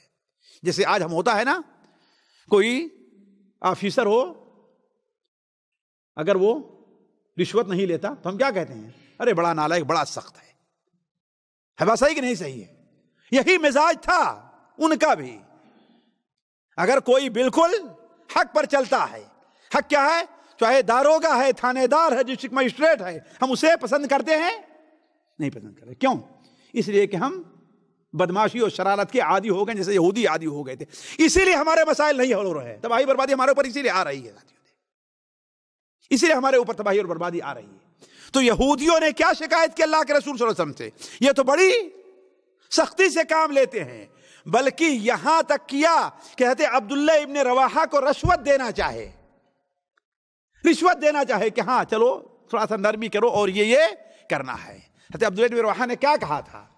کہا کہ اے کتوں اور بندروں کی اولاد، سور اور بندروں کی اولاد، تم میرے نزدیک سور اور بندر سے بھی زیادہ ذلیل ہو، اور وہ میرے نزدیک نہایت ہی محبوب ہے، یعنی اللہ کے رسول صلی اللہ علیہ وسلم، لیکن ان کی محبت اور تمہاری دشمنی مجھے نا انصافی پر نہیں ابھار سکتی ہے۔ میں جو کروں گا تو عدل اور انصاف سے کام لوں گا۔ تو اس وقت انہوں نے کیا کہا تھا؟ کہا تھا کہ یہی اصول ہے جس اصول کی بنیاد پر زمین اور آسمان قائم ہیں۔ جب یہ اصول دنیا سے مطلق ختم ہو جائے گا، دنیا بھی قائم نہیں رہے گی۔ تو یہ بدماشی کی۔ دوسرے یہ کہ عبداللہ ابن سہل نامی ایک صحابی اپنے باغات کو دیکھنے کے لیے گئے، تو نبی صلی اللہ علیہ وسلم زمانے ہی میں انہیں قتل کر دیا تھا انہوں نے، لیکن چونکہ کوئی گواہی نہیں تھی، کوئی ثبوت نہیں تھا۔ صحیح بخاری شریف کی باتیں بتا رہا ہوں ساتھیو، صحیح مسلم بخاری شریف کی، کہ کوئی ثبوت نہیں تھا۔ اور یہی بات یہ تو یقین ہے اللہ کے رسول صلی اللہ علیہ وسلم ثبوت پر فیصلہ کیا کرتے تھے۔ اسی لیے جب ان کے بھائی عبد الرحمن اور حویسہ اور معیسہ، ان کے چچا بھائی آپ کی خدمت میں حاضر ہوئے کہ یہودیوں نے قتل کیا ہے، تو کہا تم 50 قسم کھاؤ گے کہ وہ قاتل ہے؟ کہا اللہ کے رسول ہم نے دیکھا ہی نہیں، قسم کیسے کھائیں؟ تو کہا پھر یہود قسم کھا کر کے بری ہو جائیں گے۔ کہا وہ بے دین ہے، ان کو قسم کھانے میں کیا اعتراض ہے؟ تو کہا پر اس کا مطلب یہ ہے کہ تم ان کا خون بہا لے لو، ان کا خون بہا لے لو۔ اسی طریقے سے ساتھیوں آخری جو بڑا جرم کیا تھا جس پر انہوں نے نکالا گیا تھا، حضرت عمر رضی اللہ تعالیٰ عنہ، حضرت عبداللہ ابن عمر رضی اللہ تعالیٰ عنہ، حضرت زبیر رضی اللہ تعالیٰ عنہ، یہ لوگ گئے اپنی زمین دیکھنے کے لیے خیبر میں، اور جب وہاں پہنچے ظاہر بات لوگ الگ الگ اپنے زمین میں یہ چلے گئے، ان کے علاقے میں وہ، ان کے علاقے میں ان کے علاقے میں یہ چلے گئے، اور یہود بٹائی پر کام کرتے تھے۔ تو ان لوگوں نے رات میں ایک چھت پر سے حضرت عبداللہ ابن عمر کو نیچے گرا دیا، یہاں تک کہ ان کا ہاتھ یہ اکھڑ گیا۔ شور ہوا، وہ لوگ بھاگ کر کے آئے تو ان کا ہاتھ سیدھا کیا۔ کہا کس نے ایسا کیا ہے؟ کہا ہم نے کسی کو دیکھا نہیں ہے۔ جب یہ کئی بار ہو گیا تو عمر رضی اللہ عنہ کہا کہ خطبہ دیا، کہا اے لوگو، تم جانتے ہو کہ یہود اپنی شرارت سے باز نہیں آئیں گے، اور نبی کریم صلی اللہ علیہ وسلم نے کہا تھا کہ ہم جب چاہیں گے تمہیں نکال دیں گے، لہذا اپنی اپنی زمین کے اوپر قابض ہو جاؤ، اور یہودیوں کو یہاں سے نکال دیا جا رہا ہے۔ تو حضرت عمر رضی اللہ تعالیٰ عنہ نے انہیں وہاں سے باہر کیا۔ اس طریقے سے ساتھیوں خیبر کے اوپر مسلمانوں کا قبضہ ہو گیا۔ اب چند حادثات جو خیبر ہی سے متعلق ہیں ان پر بھی توجہ دیں، جو اس سے متعلق غزوہ خیبر سے متعلق ضروری ہے۔ پہلی چیز، نبی کریم صلی اللہ علیہ وسلم جب خیبر کی فتح سے فارغ ہوئے، خیبر کی فتح سے فارغ ہوئے، تو ایک یہودی عورت جس کا نام زینب تھا، وہ یہود کے سرداروں کے اشارے سے نبی کریم صلی اللہ علیہ وسلم کو اس نے زہر دینے کی کوشش کی۔ یہ نبی رحمت کا حلم اور رحمت دیکھیے، زہر دینے کی کوشش کی، اور اس نے آپ کے ساتھیوں سے پوچھا کہ کہاں کا گوشت آپ کو زیادہ پسند ہے؟ کہا گیا کہ اگلی دست جو ہے یہاں کا گوشت آپ کو، تو اس میں خوب زیادہ زہر ملا دیا، بکری ذبح کیا اور پکا کر کے لے کر کے آئی کہ آپ کو دعوت دے رہے، آپ کو ہدیہ اور تحفہ پیش کر رہے ہیں۔ بشر ابن برا ایک صحابی تھے، وہ بھی آپ کے ساتھ بیٹھے بھوکے تھے۔ آپ صلی اللہ علیہ وسلم نے لقمہ منہ میں لیا، لیکن آپ کو اشارہ مل گیا، بلکہ خود بعض روایات میں ہے بکری کے ٹانگ نے یہ بتایا کہ میں زہر آلود ہوں، مجھے آپ نہ کھائیے، آپ نے تھوک دیا، لیکن اس کا اثر آپ کے اوپر آخری عمر تک رہا ہے، اس کا آخر۔ لیکن حضرت عائشہ بیان فرماتی ہیں جب آپ کے انتقال کا وقت ہوا تو یہ پھٹ پڑا تھا گویا، یعنی بہت زیادہ ہو گیا تھا، لیکن حضرت بشر رضی اللہ عنہ کو کھا گئے اور وہ اسی کے وجہ سے ان کا انتقال ہو گیا۔ آپ نے اس عورت کو اور ساتھیوں کو بلایا کہ تم نے ایسا کیوں کیا ہے؟ تو کہا ہم نے یہ چاہا کہ اگر آپ سچے نبی ہیں تو آپ کو یہ نقصان نہیں پہنچائے گی، اور اگر جھوٹے ہیں تو لوگوں کو آپ سے آرام مل جائے۔ آپ نے اسے بخش دیا، معاف کر دیا، لیکن بعد میں حضرت بشر کا جب انتقال ہو گیا ہے تو اپنا بدلہ تو آپ نے نہیں لیا، لیکن اس کے عوض میں اسے قتل کیا گیا ہے۔ دوسری چیز جو قابل ذکر واقعہ ہے، حیی ابن اخطب، یہ بنو نذیر کا سردار تھا، اور یہ بنو نذیر کو جب کیا تو وہاں پر منتقل ہو گیا تھا، اور اس کا بہت بڑا کردار رہا ہے قریش کو لے آنے میں غزوہ احزاب کے موقع پر، اور بنو قریظہ کو اس نے ابھارا ہے، حتیٰ کہ اس نے وعدہ کیا کہ اگر قریش نے ساتھ نہیں دیا تو میں تمہارے ساتھ رہوں گا، اور وہ مدینہ منورہ بنو قریظہ کے ساتھ رہ کر کے قتل کیا گیا ہے وہ حیی ابن اخطب۔ یہ جب بنو نذیر کے ساتھ بھاگا ہے تو اپنے ساتھ ایک مٹکا دینار و درہم لے کر کے گیا۔ کتنا؟ ایک مٹکا دینار و درہم۔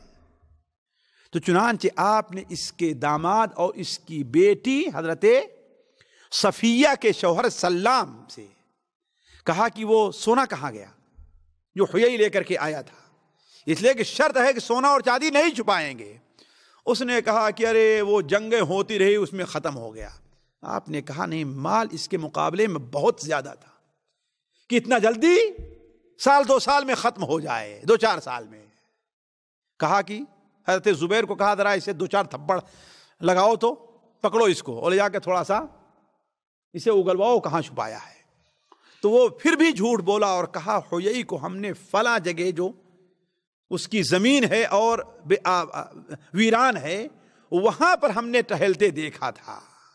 چنانچہ مسلمان گئے وہاں کی زمین کو کھودے تو وہاں پر وہ مٹکا مل گیا۔ کہا کہ اب جو ہے تمہاری جان بخشی نہیں ہوگی، لہذا سلام کو اور اس کے بھائی کو آپ نے قتل کر دیا، اور ان کی ذریت پر مسلمانوں کا قبضہ ہو گیا۔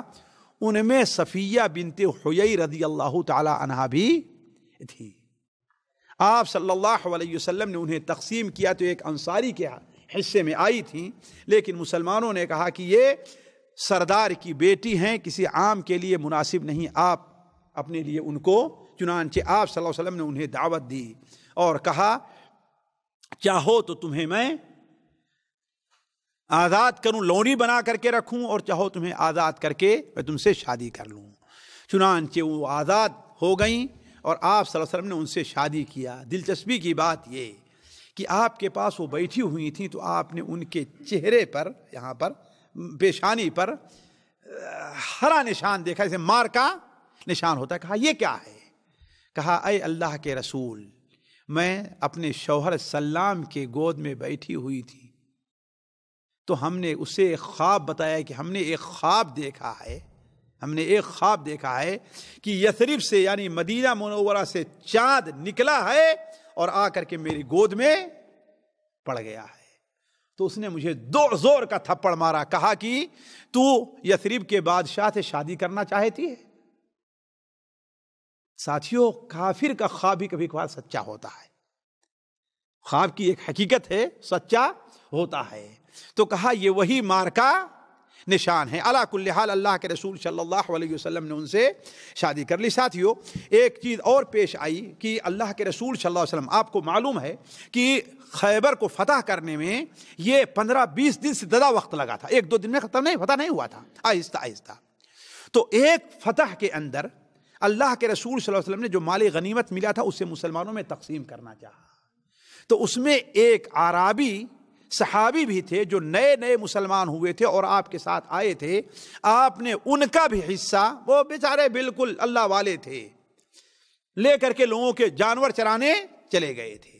تو جب واپس آئے تو مسلمانوں نے کہا کہ یہ آپ کا حصہ ہے۔ کہا کہ یہ کیسا حصہ ہے؟ کہا اللہ کے رسول صلی اللہ علیہ وسلم جو مال غنیمت تقسیم کیا ہے وہ آپ کو دیا ہے۔ یہ سنن نسائی کی روایت ہے اور صحیح سند سے مروی ہے۔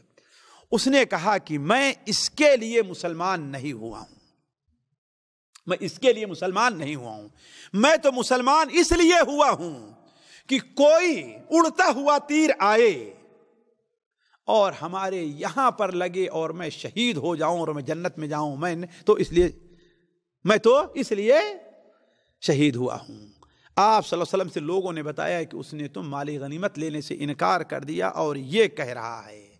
آپ نے فرمایا اس سے کہو ان تصدق اللہ یصدق، اگر تم یہ بات سچ کہہ رہے ہو، اللہ کے ساتھ تمہارا یہ سچا وعدہ ہے، تو اللہ تعالیٰ تمہاری یہ امید کو سچ کر دکھائے گا۔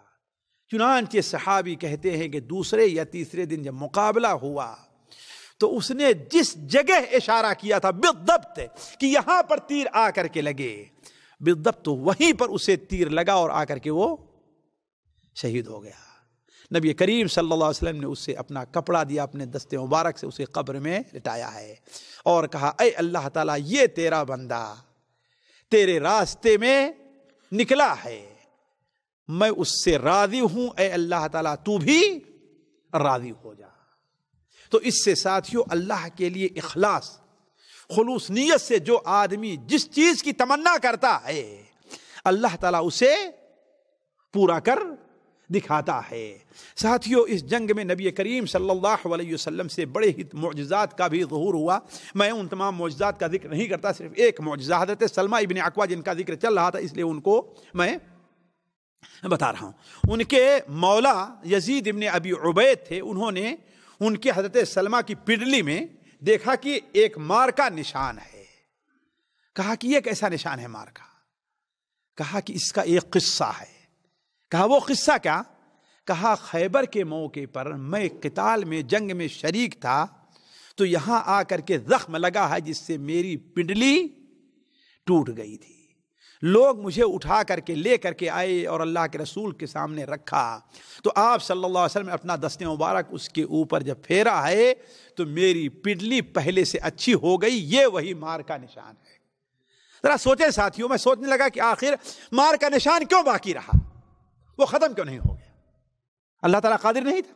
جب پنڈلی کی ہڈی کو درست کر سکتا ہے تو مار کے نشان کو نہیں ساتھی، اس لیے کہ اگر وہ نشان ختم ہو گیا ہوتا تو ہوتا ہے سلمہ ابن اکوع اسے بھول جاتے اور لوگ پوچھتے بھی نہیں، لیکن جب تک وہ نشان باقی رہے گا، جب بھی دیکھیں گے نبی کریم صلی اللہ علیہ وسلم اس معجزے کو اور اللہ تعالیٰ کی اس رحمت کو یاد کرتے رہیں گے، اس رحمت کو یاد کرتے رہیں گے۔ اس طریقے سے ساتھیوں اس میں اور بہت سے معجزات پیش آئے۔ البتہ ایک بات جو قابل ذکر ہے وہ یہ ہے کہ فتح ہو گیا خیبر اور مکہ کے لوگ اس انتظار میں تھے کہ محمد اگرچہ گئے ہیں خیبر میں لیکن خیبر بڑا مضبوط قلعوں کا مرکز ہے، وہاں پر انہیں قبضہ کرنا مشکل ہے، انہیں منہ کی کھانی پڑے گی، نعوذ باللہ من ذالک۔ لہذا اس انتظار میں تھے کہ کب خوشی کی خبر آتی ہے۔ مکے کے ایک شخص تھے جن کا نام تھا حجاج ابن علات یا علات رضی اللہ تعالیٰ عنہ، یہ مسلمان ہو گئے۔ خیبر کے موقع پر نبی کریم صلی اللہ علیہ وسلم کے پاس آتے ہیں، کہتے ہیں اے اللہ کے رسول صلی اللہ علیہ وسلم آپ مجھے کچھ جھوٹ بولنے کی اجازت دیں گے؟ ساتھیو یہ ہے اسلام، کیسی تبدیلی پیدا کرتا ہے اپنے معنی میں۔ آج ہمارے اندر یہ تبدیلی نہیں ہے، اسی لیے ہمیں رسوا ہونا پڑ رہا ہے۔ اسلام کیسی تبدیلی پیدا کرتا ہے؟ مسلمان ہو گئے، سمجھ لیا جھوٹ نہیں بولنا چاہیے، تو اس کا مطلب کہ اب جھوٹ نہیں بولیں گے، لیکن کچھ مصلحت تھی، اس لیے جب جھوٹ بولنا ہوا تو اجازت کس سے لے رہے ہیں؟ اللہ کے رسول صلی اللہ علیہ وسلم نے کہا آپ کے بارے میں کچھ غلط بات کہہ سکتا ہوں؟ کہا کوئی بات نہیں، جاؤ۔ چنانچہ وہ آئے مکہ مکرمہ، اور مکہ مکرمہ میں اپنی بیوی سے کہا کہ خیبر کے لوگ یہودی جو تھے انہوں نے مسلمانوں کو ہرا دیا ہے، اور محمد وہ بھی ان کے قید میں ہیں اس وقت، اور بہت سے مسلمان قید ہوئے ہیں۔ میرا جو پیسہ ہے تو مجھے دے دے تاکہ میں جاؤں اور 2-4 غلام خرید کر کے لے آؤں میں۔ یہ خبر مکے میں اڑی اور عباس ابن عبد المطلب تک یہ خبر پہنچی رضی اللہ تعالی عنہ، آپ کے چچا۔ یہ خبر پہنچنی تھی کہ وہ غم سے نڈھال ہو کر کے لیٹ گئے، اور اپنے بیٹے قسم جن کی مشابہت نبی کریم صلی اللہ علیہ وسلم سے تھی اسے اپنے گود میں لے کر کے شعر پڑھنے لگے، حبی قسم حبی قسم، یہ کہنے لگے، اور کہا جو نبی کریم مشابہ ہیں، اور غم سے نڈھال ہو گئے۔ پھر اپنے غلام کو بھیجا، کہا کہ جاؤ ذرا اس سے پوچھ کر کے آؤ تو کیا حال ہے، سچ کہہ رہا ہے کہ غلط کہہ رہا ہے۔ تو غلام جب آتا ہے حجاج ابن علات کے پاس، تو حجاج ابن علات نے کہا کہ ایسا کرو کہ ابو الفضل، یعنی عباس ابن عبد المطلب ان کا ابو الفضل، میں اس ایسے فلاں وقت آ رہا ہوں، ہم سے اکیلے میں ملے، بات ایسی ہے جو ان کے خوشی کی ہے۔ جب غلام خوشی خوشی واپس گیا، اس کے چہرے پر خوشی کے آثار دیکھے تھے عباس بن عبد المطلب نے، تو کہا کہ تو اللہ کے لیے آزاد کر دے رہا ہوں تجھ کو میں، بتا کیا کہا ہے حجاج نے؟ کہا حجاج نے کہا آپ کی خوشی کی بات ہے، ایسا کیجئے کہ اکیلے میں ان سے آپ سے ملنا چاہتے ہیں۔ تو آ کر کے حضرت عباس نے کہا کہ ایسی بات نہیں ہے، اللہ کے رسول صلی اللہ علیہ وسلم کو اللہ تعالیٰ نے کامیاب کیا ہے، خیبر پر آپ کا قبضہ ہو گیا، اور صرف یہی نہیں، خیبر کے سردار سلام کی بیوی صفیہ کو اللہ کے رسول صلی اللہ علیہ وسلم نے اپنے لیے ان کا انتخاب کر لیا ہے، اس سے سچی دلیل اور کیا چاہیے تم کو؟ تو اٹھے، ان کی پیشانی کو بوسا لیا اور کہا لیکن 3 دن تک آپ یہ خبر پھیلائیے گا نہیں، مکے میں 3 دن تک یہ خبر نہیں پھیلائیے گا۔ آئے اور اپنا سامان لیا اور مدینہ منورہ کے لیے رخصت ہو گئے۔ حضرت عباس تیسرے دن اپنے گھر سے نکلتے ہیں تو سب سے پہلے حجاج کے گھر پر آئے۔ ان کی بیوی نے کہا کہ ابو الفضل، جو خبر پہنچی ہمیں بڑا افسوس ہوا ہے آپ کو، لیکن یہ تو دنیا کا معاملہ ہے۔ حضرت عباس نے کہا کہ ایسی بات نہیں ہے، اللہ نے اپنے نبی کو سرخرو کیا ہے، اگر تو کچھ خیر سمجھتی ہے اور چاہتی ہے تو تیرا شوہر وہ مال لینے کے لیے آیا تھا اور اس لیے اس نے جھوٹ بولا ہے، اگر تو چاہتی ہے خیر تو بھی ان کے ساتھ چلی جا وہاں پر، ورنہ اب خیر نہیں ہے۔ اس کے بعد کافروں کے پاس آتے ہیں تو کافروں نے بھی بظاہر افسوس ظاہر کیا، لیکن اصل مقصد طعنہ دینا تھا۔ تو حضرت عباس نے وہاں بھی کہا کہ معاملہ اس کے برعکس ہے، اللہ کے رسول صلی اللہ علیہ وسلم کو اللہ تعالیٰ نے کامیاب کیا ہے، خیبر اب مسلمانوں کے قبضے میں ہے، حتیٰ کہ خیبر کے سردار کی بیوی کو اللہ کے رسول صلی اللہ علیہ وسلم نے اپنے لیے ان کا انتخاب کر لیا ہے۔ خیبر جب فتح ہو گیا ساتھیوں، تو چلتے چلتے ایک بات اور آپ کے سامنے رکھ دیں، خیبر فتح ہو گیا تو یہودیوں کی کچھ آبادیاں اور تھیں۔ ایک آبادی تھی فدق۔ فدق جانتے ہیں آج کہاں ہے؟ جسے آج شیعوں نے بہت بڑا ایشو بنایا ہے ابو بکر و عمر کے خلاف۔ فدق آج جسے حائط کہا جاتا ہے۔ آپ مدینہ منورہ سے نکلیں اور تقریباً 100-125 کلومیٹر کے قریب آئیں گے تو بائیں طرف راستہ کٹتا ہے کس کا؟ حائل کا۔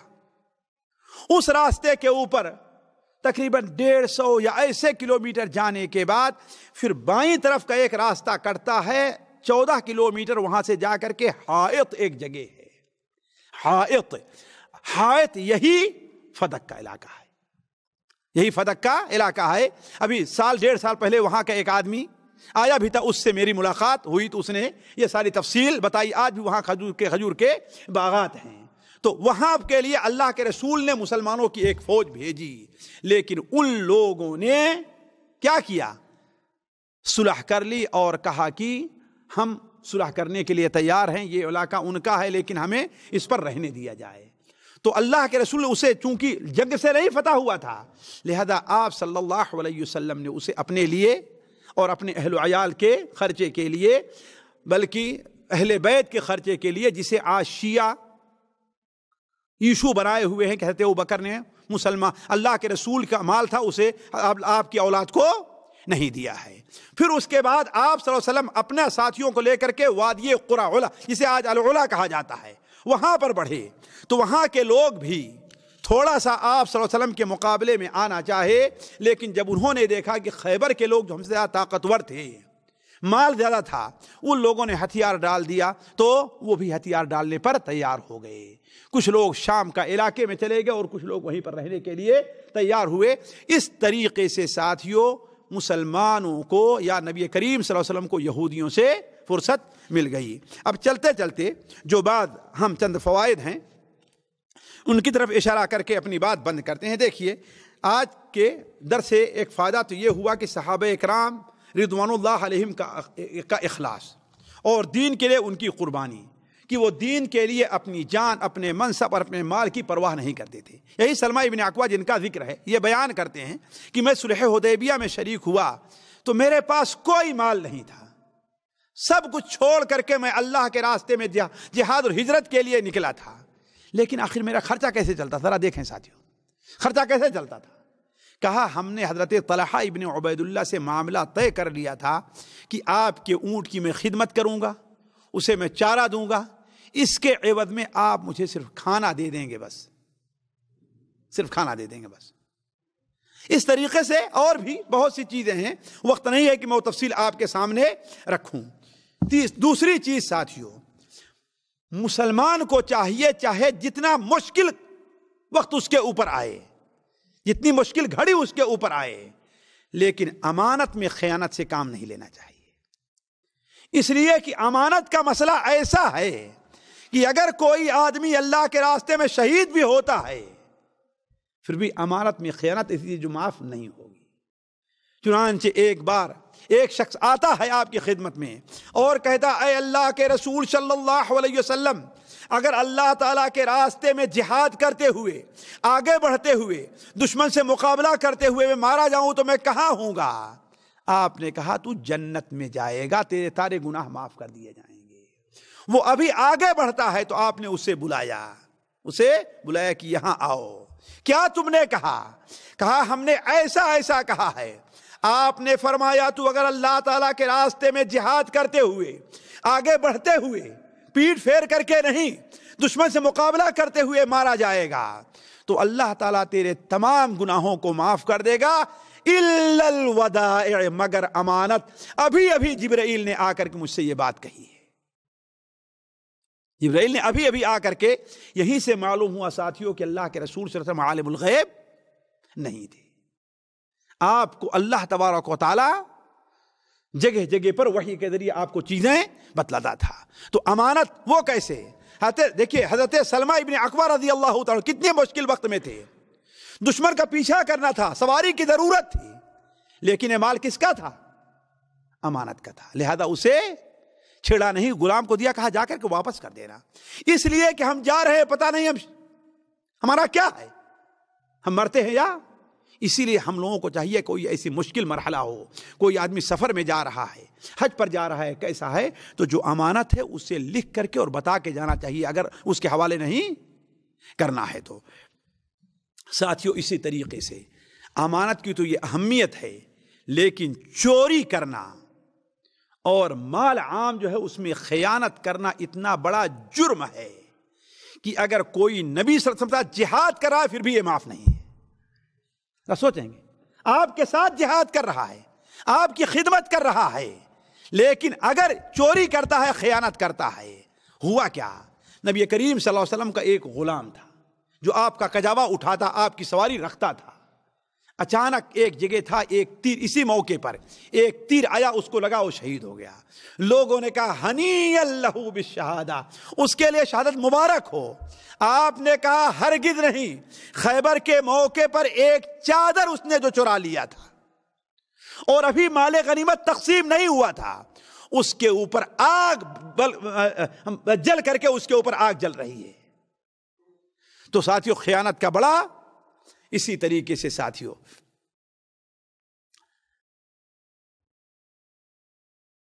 دشمن کی دشمنی ہمیں اس کے اوپر ظلم پر نہیں ابھارنا چاہیے۔ اگر دشمن ہم سے دشمنی رکھتا ہے تو یہ معنی نہیں کہ ہم اس کے اوپر ظلم کریں۔ حضرت عبداللہ ابن رواحہ نے کیا کہا تھا؟ ان کی محبت کس کی؟ اللہ کے رسول صلی اللہ علیہ وسلم کی۔ اور تمہاری دشمنی ہمیں تمہارے ظلم کرنے پر نہیں ابھار سکتی، میں تمہارے ساتھ انصاف نہ کروں، نہیں۔ اسی طریقے سے ساتھیو، جنت صرف اہل ایمان کو ملے گی۔ آپ نے اس اپنے غلام کے واقعے کے بعد کہا تھا، جا کر کے اعلان کر دو کہ جنت اسے ملنے والی ہے جو مومن ہے۔ اور متعہ کی حرمت بھی ثابت ہوتی ہے۔ متعہ جانتے ہیں نا، جسے چاہیے آج کل 1 گھنٹے کے لیے، 1 دن کے لیے، 2 دن کے لیے عورتوں سے شادی کر لیتے ہیں، یہ حرام ہے۔ صحیح بخاری شریف میں ہے کہ نبی کریم صلی اللہ علیہ وسلم نے خیبر کے موقع پر متعہ کو حرام قرار دیا تھا اور پالتو گدھے کے گوشت کو آپ نے حرام کیا تھا۔ اور اس سے یہ بھی ثابت ہوتا ہے کہ یہود کس قدر خبیث اور بدباطن لوگ ہیں، تو جو اس وقت مسلمانوں کے کام نہیں ہے تو آج مسلمانوں کے کام آئیں گے۔ لہذا ان کے ساتھ صلح، جس کی دعوت آج پورا یورپ ہمیں دے رہا ہے، یہ بات صحیح نہیں ہے۔ ان کے ساتھ صلح مصالحت کبھی بھی کام نہیں آئے گی۔ اور اہل کتاب جو کافر اور مشرک ہیں، ان کا ذبیحہ اور ان کا کھانا حلال ہے۔ آج بہت سوالات ہوتے ہیں کہ کافروں کی دعوت قبول کر سکتے ہیں کہ نہیں؟ کر سکتے ہیں، اگرچہ ان کا مال ان کے لیے حرام ہے، لیکن ہمارے لیے ہدیہ اور تحفہ کے طور پر آ رہا ہے تو وہ حلال ہے۔ اللہ کے رسول صلی اللہ علیہ وسلم نے وہ دعوت قبول کی کہ نہیں؟ تو قبول نہیں کی تھی، ہے کہ نہیں؟ اسی طریقے سے زمین کو آدھی اور تہائی بٹائی پر دینا کیا ہے؟ جائز ہے، جیسے اللہ کے رسول صلی اللہ علیہ وسلم نے وہاں کی زمین کو دیا۔ کسی عظیم مقصد کے لیے بشرطے کہ کسی کے اوپر ظلم نہ ہو رہا ہو، یہ سن لیں گے، کسی عظیم مقصد کے لیے بشرطے کہ کسی کی حق تلفی نہیں ہو رہی ہے، کسی کے اوپر ظلم نہیں ہو رہا ہے، تو جھوٹ بولنا جائز ہے کہ نہیں؟ بشرطے کہ کسی کی حق تلفی نہ ہو رہی ہو اور کسی کے اوپر ظلم نہ ہو رہا ہو۔ یہ نہیں ہے کہ ہمارا بھائی ہے، وہ کسی کے مال پر قبضہ کیے ہوئے ہے اور ہم سے گواہی مانگتا ہے تو ہم اس کی گواہی نہیں، جھوٹی گواہی نہیں۔ کیوں؟ اس لیے کہ ظلم ہے دوسرے کے اوپر، ناجائز کام پر ہے۔ لیکن جائز مقصد کے لیے اپنا مال انہیں لینا تھا، مال سے ان کا حق تھا، حضرت حجاج بن علاۃ کا مال تھا اپنا، اسی لیے انہوں نے جھوٹ بولا ہے۔ سال بھر کا کھانا جمع کر کے رکھا جا سکتا ہے، سال بھر کا کھانا جمع کر کے۔ جو ہمارے ہاں صوفیہ اور یہ کہتے ہیں کہ نہیں بھائی اللہ پر توکل کیا ہے، نہیں، یہ بات غلط ہے۔ وہ کیسے، کہاں سے ہم نے مسئلہ لیا؟ جب خیبر فتح ہوا ہے تو صحیح مسلم شریف وغیرہ میں، اس میں مسند احمد وغیرہ میں ہے کہ اللہ کے رسول صلی اللہ علیہ وسلم وہاں سے اپنی ہر بیوی کو 60 وسق کھجور دیتے تھے اور 30 وسق جو دیا کرتے تھے۔ 1 وسق کتنے کا ہوتا ہے ساتھیوں؟ 80 وسق کھجور دیتے تھے۔ کتنا؟ 1 وسق ہوتا ہے 60 صاع کا۔ کتنا؟ 60 صاع کا۔ اور 1 صاع کتنے کا ہوتا ہے؟ 2.5 کلو کے قریب ہوتا ہے 1 صاع۔ اب آپ سوچیں 80 وسق کتنا مال بن جائے گا؟ یہ گویا 1 کنٹل کے قریب ہے۔ یہ ظاہر بات ہے کنٹل بڑی رقم، اور جو اس کے علاوہ ہے، جو اس کے علاوہ ہے، یہ الگ بات تھی کہ وہ لوگ سدا مال کیا صدقہ کر دیا کرتے تھے، بچتا نہیں تھا، لیکن دینا کیا ہے؟ یہ جائز ہے۔ سال بھر کا کھانا جمع کرنا، اللہ کے رسول جمع کرنے کے لیے دیا کرتے تھے، لیکن ان کا اخلاص تھا کہ غریبوں پر وہ لوگ خرچ کر دیا کرتے تھے۔ نبی کریم صلی اللہ علیہ وسلم کی رحمت اسی طریقے سے اسلام کا مقصد اولی ساتھیوں کیا ہے؟ لوگوں کو ہدایت کے راستے پر لانا ہے، لوگوں کے ملک کے اوپر قبضہ کرنا نہیں ہے، لوگوں کی جائیداد کے اوپر قبضہ کرنا نہیں ہے۔ اور آخری فائدہ، جبکہ اور بھی بہت سے فائدے ہیں لیکن میں چھوڑ دے رہا ہوں، خواب کی ایک حقیقت ہے، خواب ایک حقیقت ہے، اور سب سے سچا خواب اس کا ہوتا ہے جو جتنا سچا رہا کرتا ہے۔ خاص طور پر نبی صلی اللہ علیہ وسلم نے ارشاد فرمایا کہ آخری زمانے میں جیسے آج کل ہے، مومن کا خواب جھوٹا ہوگا ہی نہیں، خاص طور جو جتنا سچا، جتنا پرہیزگار ہوگا اس کا خواب سچا ہوگا۔ اور کبھی کبھار جیسا کہ ہم نے کہا کافر کا خواب بھی، جیسے حضرت صفیہ نے خواب دیکھا تھا نا کہ یثرب سے چاند نکلا اور آ کر کے میری گود میں، اس کے کافر نے کیا، اس کے شوہر نے کیا تعبیر کی تھی کہ تو خواب دیکھ رہی ہے کہ یثرب کا بادشاہ تیری گود میں لیٹے گا، صحیح ہوا کہ نہیں؟ ایسے ہی سورہ یوسف کے اندر جو ہے وہ بادشاہ کافر تھا نا، اس نے خواب دیکھا کہ 7 موٹی گائیں ہیں، انہیں 7 دبلی گائیں کھا جا رہی ہیں، سمندر خشک ہوتا ہے، 7 بالیاں تر ہیں اور 7 سوکھی ہوئی ہیں، ہوا آتی ہے، سوکھی بالیاں تر بالیوں سے ملتی ہیں تو وہ خشک ہو جاتی ہیں۔ وہ سچا خواب ہوا کہ نہیں ہوا؟ تو خواب کی ایک حقیقت ہے۔ آج کے سائنسداں اور ڈاکٹر لوگ جو کہتے ہیں کہ یہ بات صحیح ہے، یہ بات غلط ہے، بالکل ان کا کہنا جھوٹ ہے۔ یہ ایسی چیز ہے جس تک ابھی تک سائنس اتنی ترقی کرنے کے باوجود بھی نہیں پہنچ سکی ہے، لیکن ایک دن آئے گا کہ اس کو بھی وہ مانے گی۔ ساتھیوں، یہ چند باتیں تھیں جو غزوہ خیبر سے متعلق آپ کے سامنے رکھی گئیں۔ اللہ تعالیٰ سے دعا ہے کہ اللہ تعالیٰ ہمیں اور آپ کو ان باتوں پر عمل کرنے کی توفیق عطا فرمائے۔ اللہ تعالیٰ ہمارے اور آپ کے دل میں نبی کریم صلی اللہ علیہ وسلم اور آپ کی سیرت کی محبت ڈال دے اور ہمیں اس کے اوپر عمل کرنے کی توفیق عطا فرمائے۔ سبحانک اللہم و بحمدک، اشہد ان لا الہ الا انت، استغفرک و اتوب الیک۔